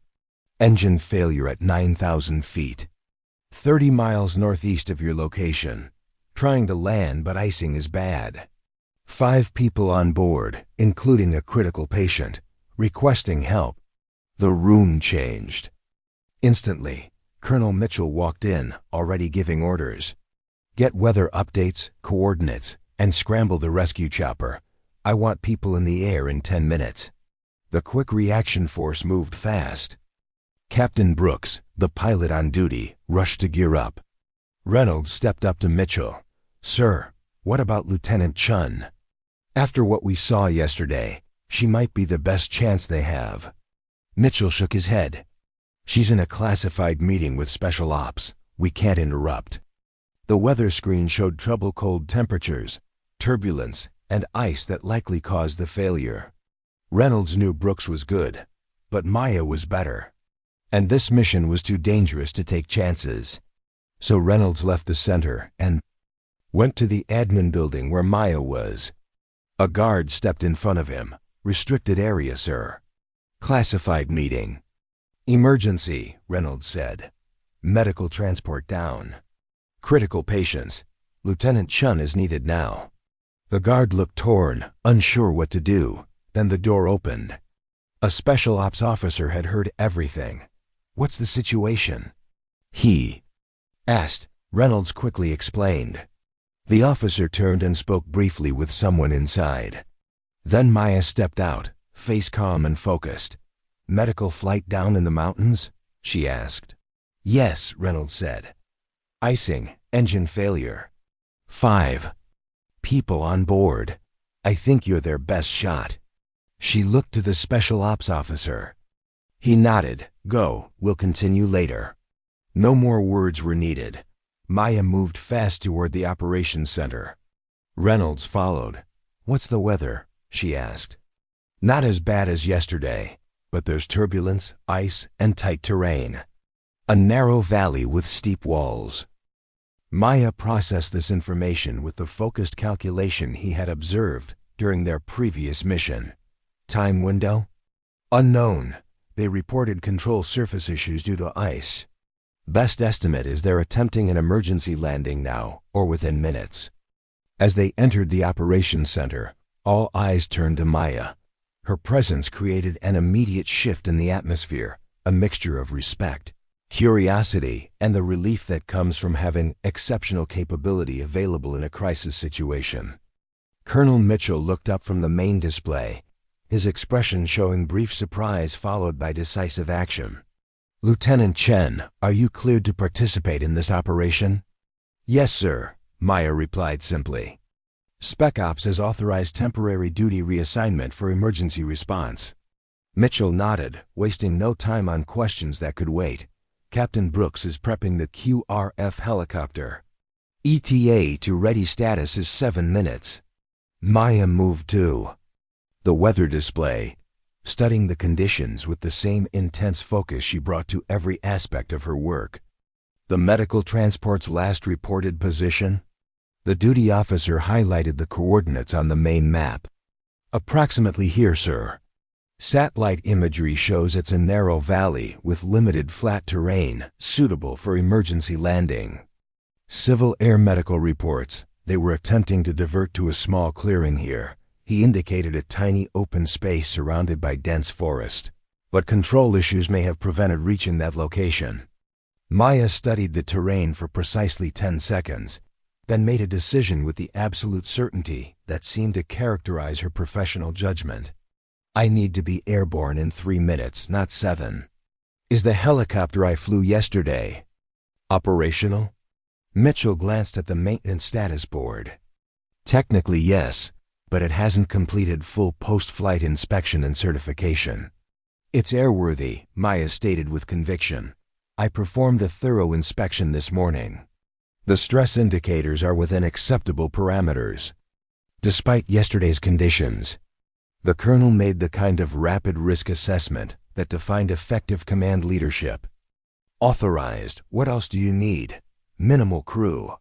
Just a rescue specialist with advanced medical training. Will need to be as light as possible for operation at that altitude under icing conditions. Reynolds stepped forward immediately. I'm qualified and ready, sir. Mitchell nodded his approval, and Maya turned to Reynolds with the first hint of a genuine smile he had seen from her. Grab your gear, Captain. We launch in 3 minutes. As they moved toward the flight line at a controlled run, Reynolds found himself marveling at the transformation. The woman who had been attempting to return to anonymity just 30 minutes earlier was now taking command of a high-risk rescue operation with the natural authority of someone born to the role. Whatever complexity lay behind her unusual career path, there was no question that in crisis situations, Maya Chen operated at a level few could match.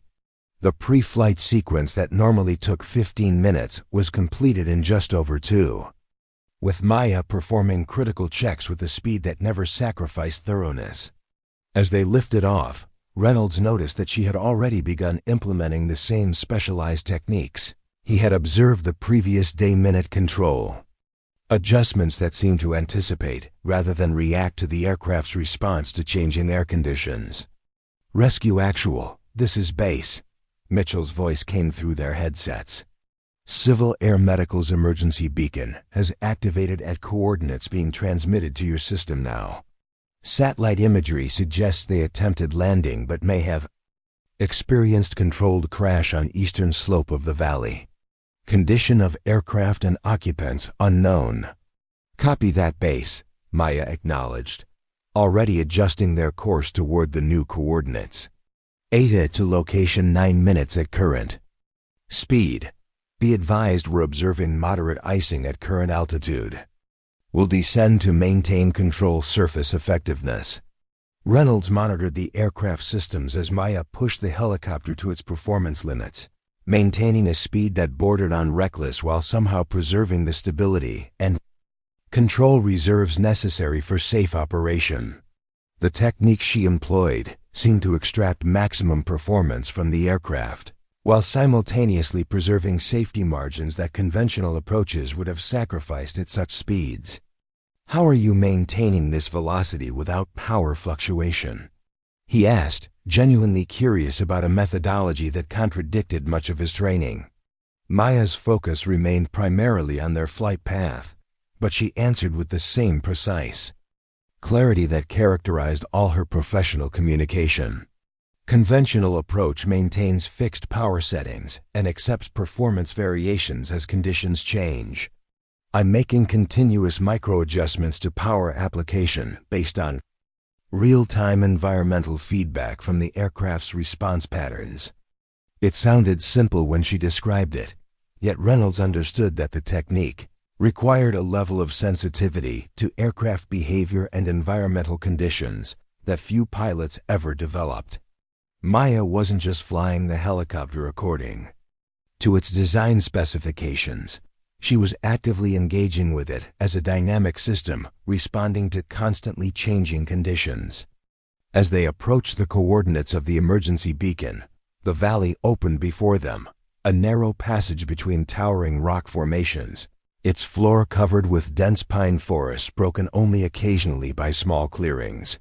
The medical transport was immediately visible, its white fuselage standing out against the dark green backdrop, where it had come to rest on a steep slope, approximately 1/3 of the way up the eastern valley wall.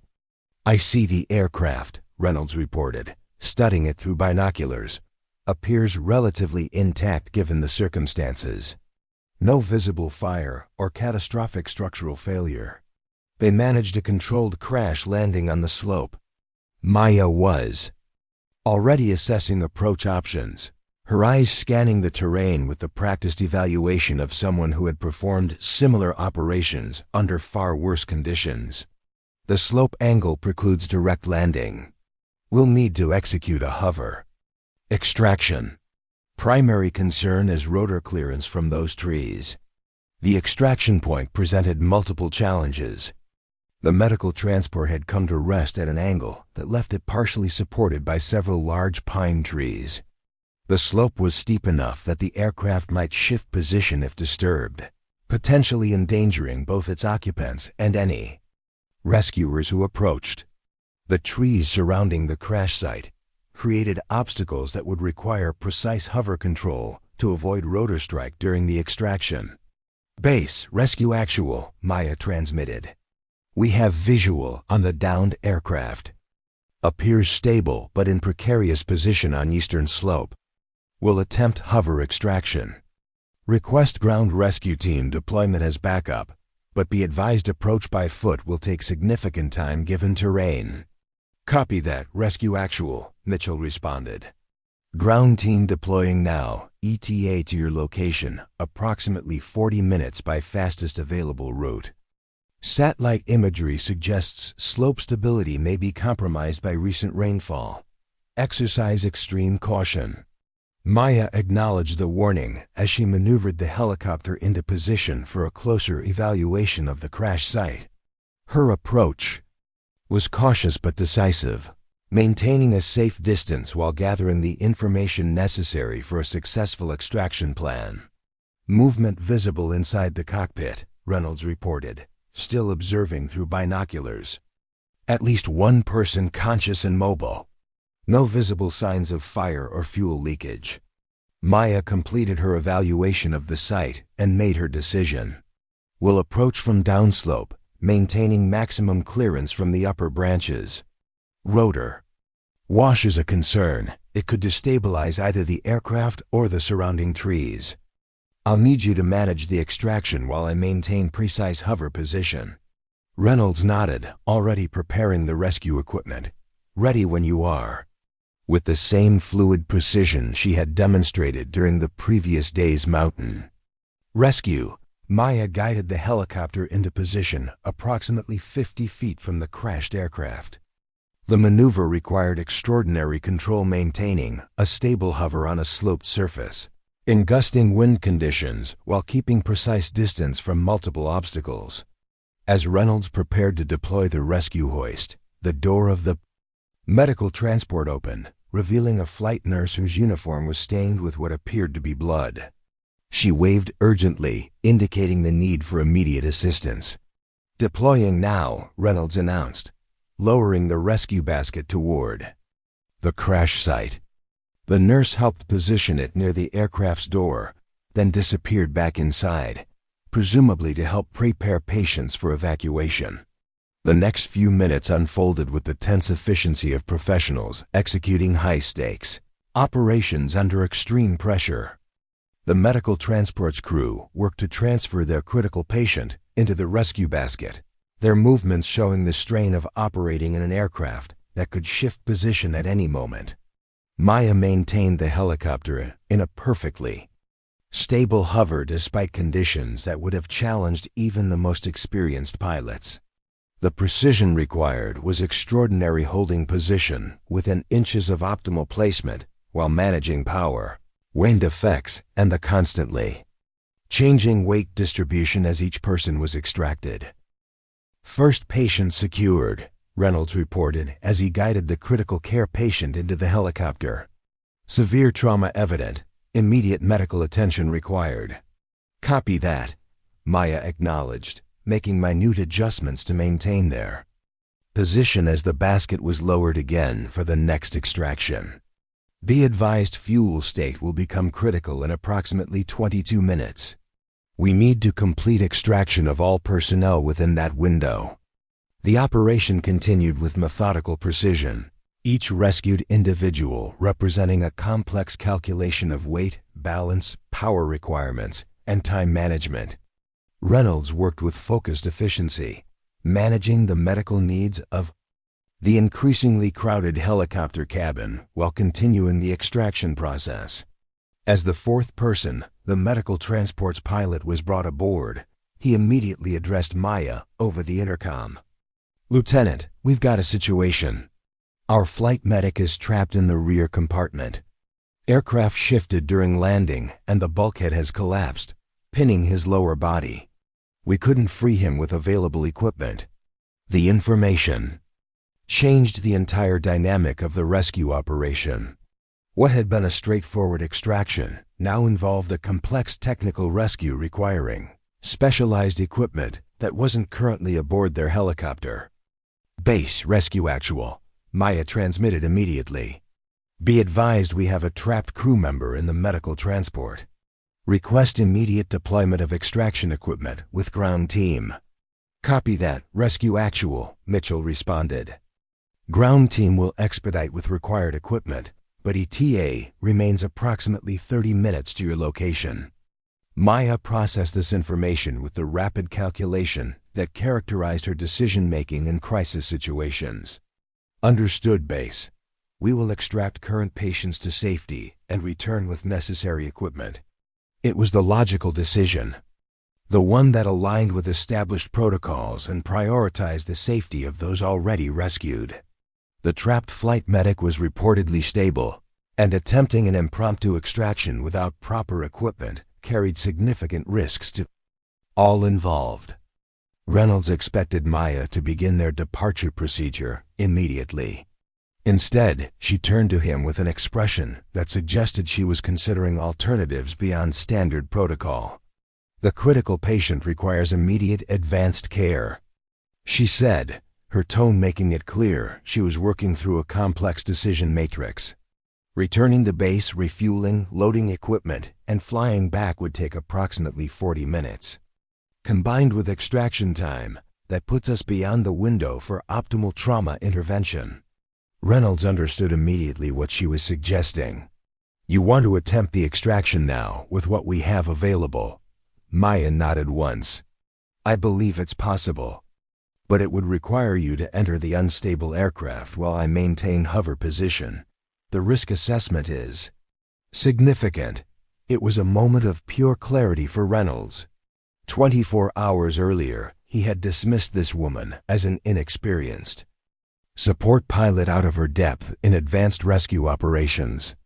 Now he found himself trusting her judgment without hesitation in a situation where lives, including his own, hung in the balance.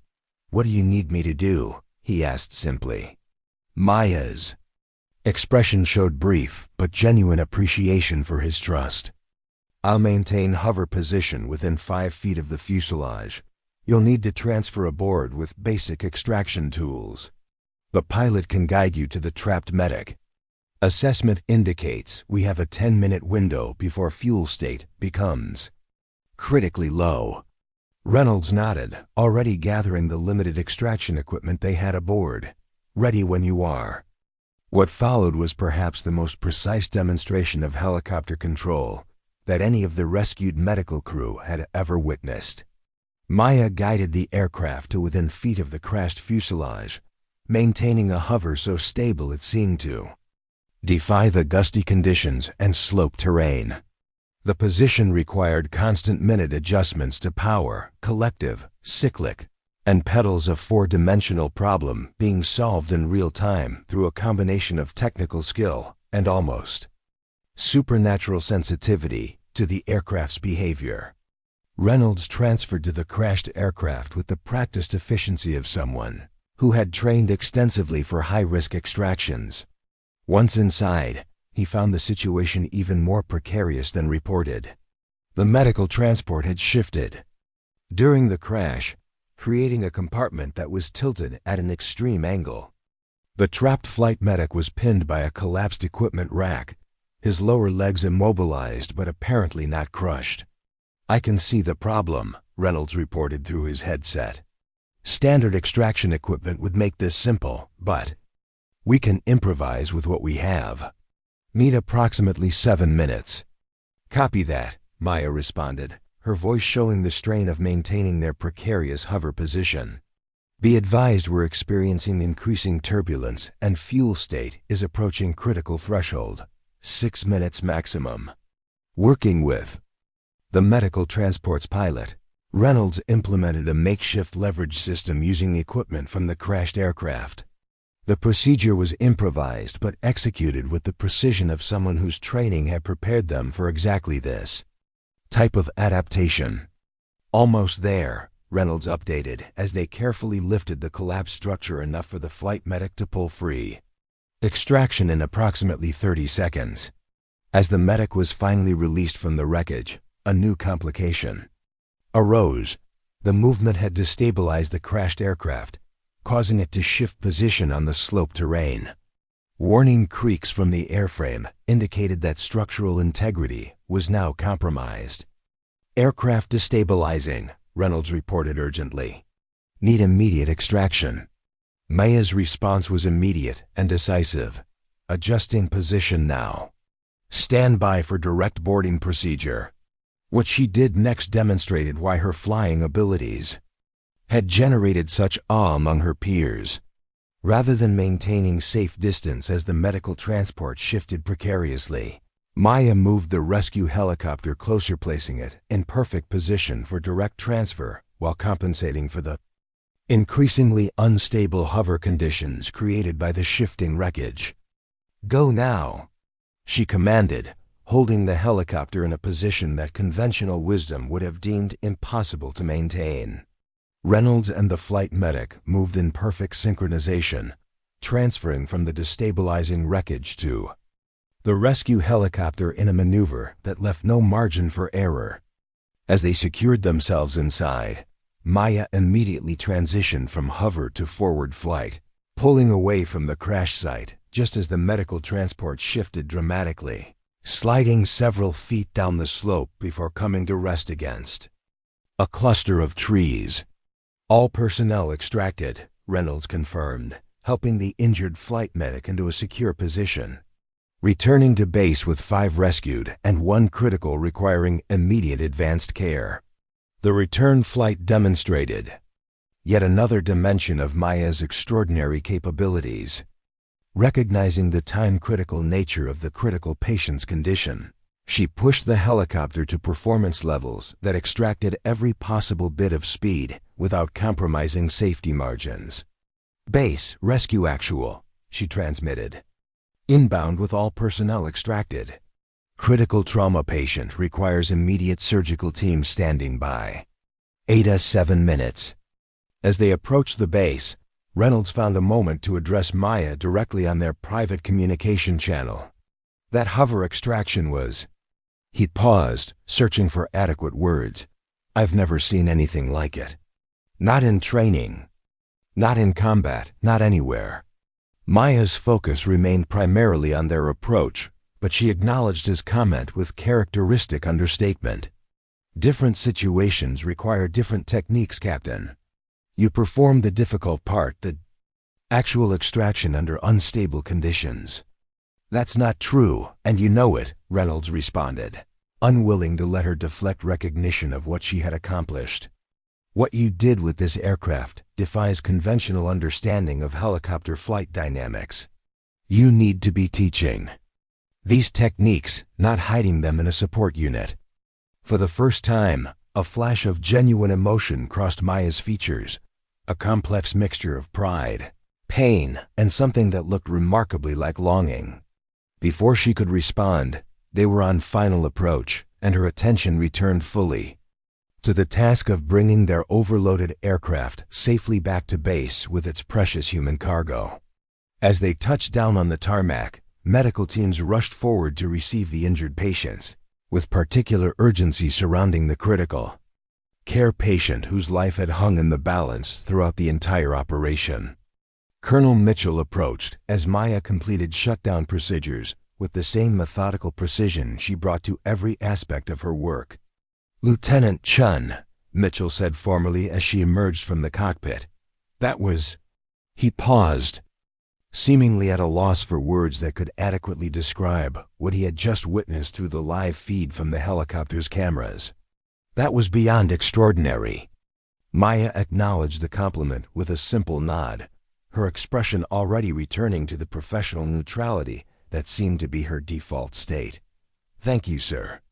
Captain Reynolds deserves equal credit for executing the extraction under extremely challenging conditions." Reynolds, emerging behind her, shook his head in amazement at her continued deflection of recognition. "Sir, what Lieutenant Chen just demonstrated in terms of aircraft control goes beyond anything in our current training protocols. The hover maneuver she executed to facilitate the final extraction should have been physically impossible, according to the performance limitations in the helicopter's operations manual." Mitchell nodded his agreement, studying Maya with new intensity. "I'm aware, Captain, as is the evaluation team that witnessed the entire operation via live feed." He gestured toward the operations center where the special operations officers from earlier now stood alongside several officers wearing Air Force Research Laboratory insignia. Maya's expression tightened almost imperceptibly at the sight of the assembled officials, but she maintained her professional composure. "I should complete my mission report, sir." "That can wait, Lieutenant," Mitchell replied. "These officers have questions about your techniques that can't be adequately addressed through flight recorder data alone. And after what we've all just witnessed, I believe those questions deserve answers." For a moment, it seemed Maya might resist. Then her shoulders relaxed slightly and she nodded her acceptance. "Yes, sir. But first, I'd like to check on the status of the critical patient." Mitchell's expression softened at this request. "Of course. Medical reports he's being stabilized for emergency surgery. Prognosis is cautiously optimistic, primarily due to the speed with which you executed the extraction and return flight. The surgeon specifically stated that any additional delay would likely have resulted in a very different outcome." This information seemed to affect Maya more deeply than any praise of her flying abilities. For the briefest moment, her professional mask slipped, revealing genuine relief and satisfaction that transcended her usual, understated demeanor. As they walked toward the operations center, Reynolds found himself reflecting on the extraordinary events of the past 24 hours. The woman walking beside him had transformed from an overlooked support pilot to someone whose abilities redefined what was considered possible in helicopter rescue operations. Yet she seemed almost reluctant to embrace the recognition those abilities generated, preferring to remain in the background despite possessing skills that could revolutionize their entire approach to high-risk extractions. "Why did you request transfer back to your support unit this morning?" he asked quietly, voicing the question that had bothered him since Mitchell had mentioned it at breakfast. "After yesterday's rescue, you could have written your own ticket to any elite unit in this service." Maya was silent for several steps, and Reynolds thought she might not answer. When she finally spoke, her voice carried a depth of emotion that her professional demeanor typically concealed. "Not all recognition is beneficial, Captain. Sometimes visibility creates expectations that—" She paused, searching for the right words, that the Air National Guard's 103rd Rescue Squadron had seen everything over the years, but they'd never seen anything quite like Maya Chen walking across their flight line on that freezing January morning in Colorado. At first glance, she looked like someone who had taken a wrong turn at the airport visitor center, her petite frame and soft-spoken demeanor completely at odds with the rough and ready rescue pilots who dominated the elite unit. Within hours, she would make a decision that defied every protocol in the book, taking a helicopter into conditions that had grounded veteran pilots to attempt a rescue that everyone deemed impossible. Maya's weathered flight bag hung awkwardly from her shoulder as she navigated the icy tarmac, her dark hair pulled back in a simple ponytail that had probably been her go-to style since flight school. She wore standard-issue flight gear that seemed a size too large, making her look even smaller than her 5'4" frame. The wind whipped across the open space, but she didn't seem to notice as she walked with quiet determination toward the briefing room where the squadron's most experienced pilots were already gathering. What caught everyone's attention wasn't just her appearance, though it certainly stood out among the tall, broad-shouldered men who typically filled these roles. It was the way she moved with a quiet confidence that seemed completely mismatched with how out of place she looked. While other pilots traded stories of daring rescues and extreme flying conditions, comparing notes on their combat experience and hours logged in the most dangerous airspace on Earth, Maya simply found an empty chair in the back corner of the briefing room and began reviewing her flight manuals with methodical precision. The helicopter she'd been assigned to fly drew stares and poorly concealed laughter from across the room. It was an HH-6 OG Pave Hawk, not because there was anything wrong with the aircraft itself, but because everyone knew she'd been assigned as a support pilot. In the hierarchy of the Rescue Squadron, support pilots were considered glorified taxi drivers, the ones who transported supplies, flew in favorable conditions, and never saw the kind of high-stakes action that made reputations and careers. The aircraft maintenance log she reviewed showed the helicopter had recently undergone a complete overhaul. The avionics had been updated, the engines serviced, and the rescue equipment checked and rechecked. To most observers, it looked like perfect flying machine.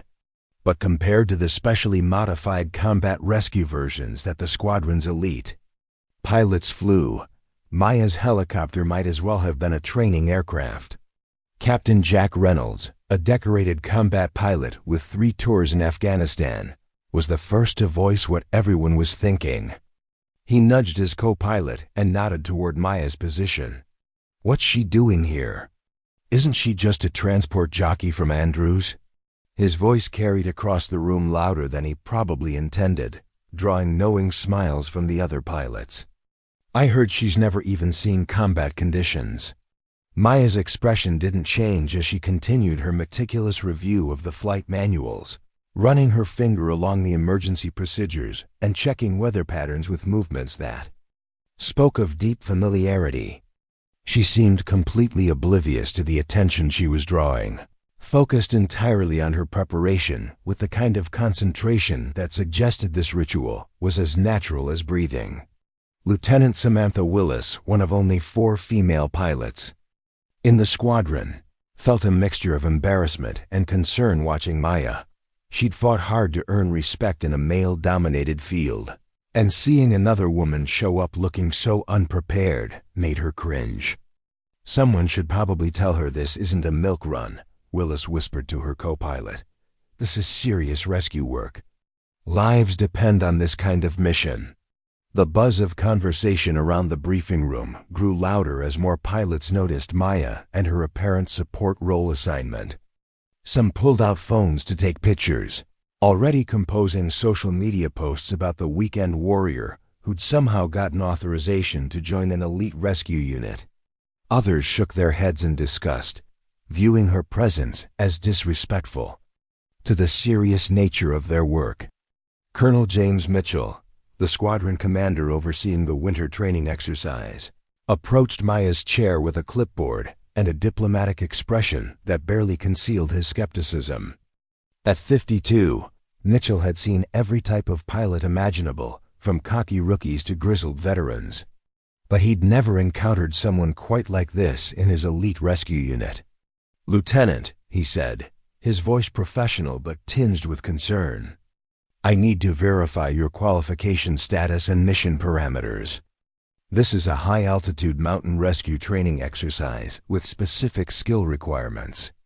Maya Chen, she interrupted quietly, handing him a folder without looking up from her manuals. My paperwork should be in order. Mitchell opened the folder and began scanning the documents inside. What he found made him pause and read more carefully. The qualification forms bore signatures from levels of command he rarely saw, and the pilot certification codes were unlike anything his experience. There were references to specialized training programs and qualification standards that weren't part of normal Air National Guard documentation. These certifications, Mitchell said slowly, still studying the papers, some of these programs aren't in our current database. Where exactly did you complete this training? Maya finally looked up, meeting his gaze with calm brown eyes that seemed to hold depths of experience he couldn't quite place. Various locations, she said simply, over the years.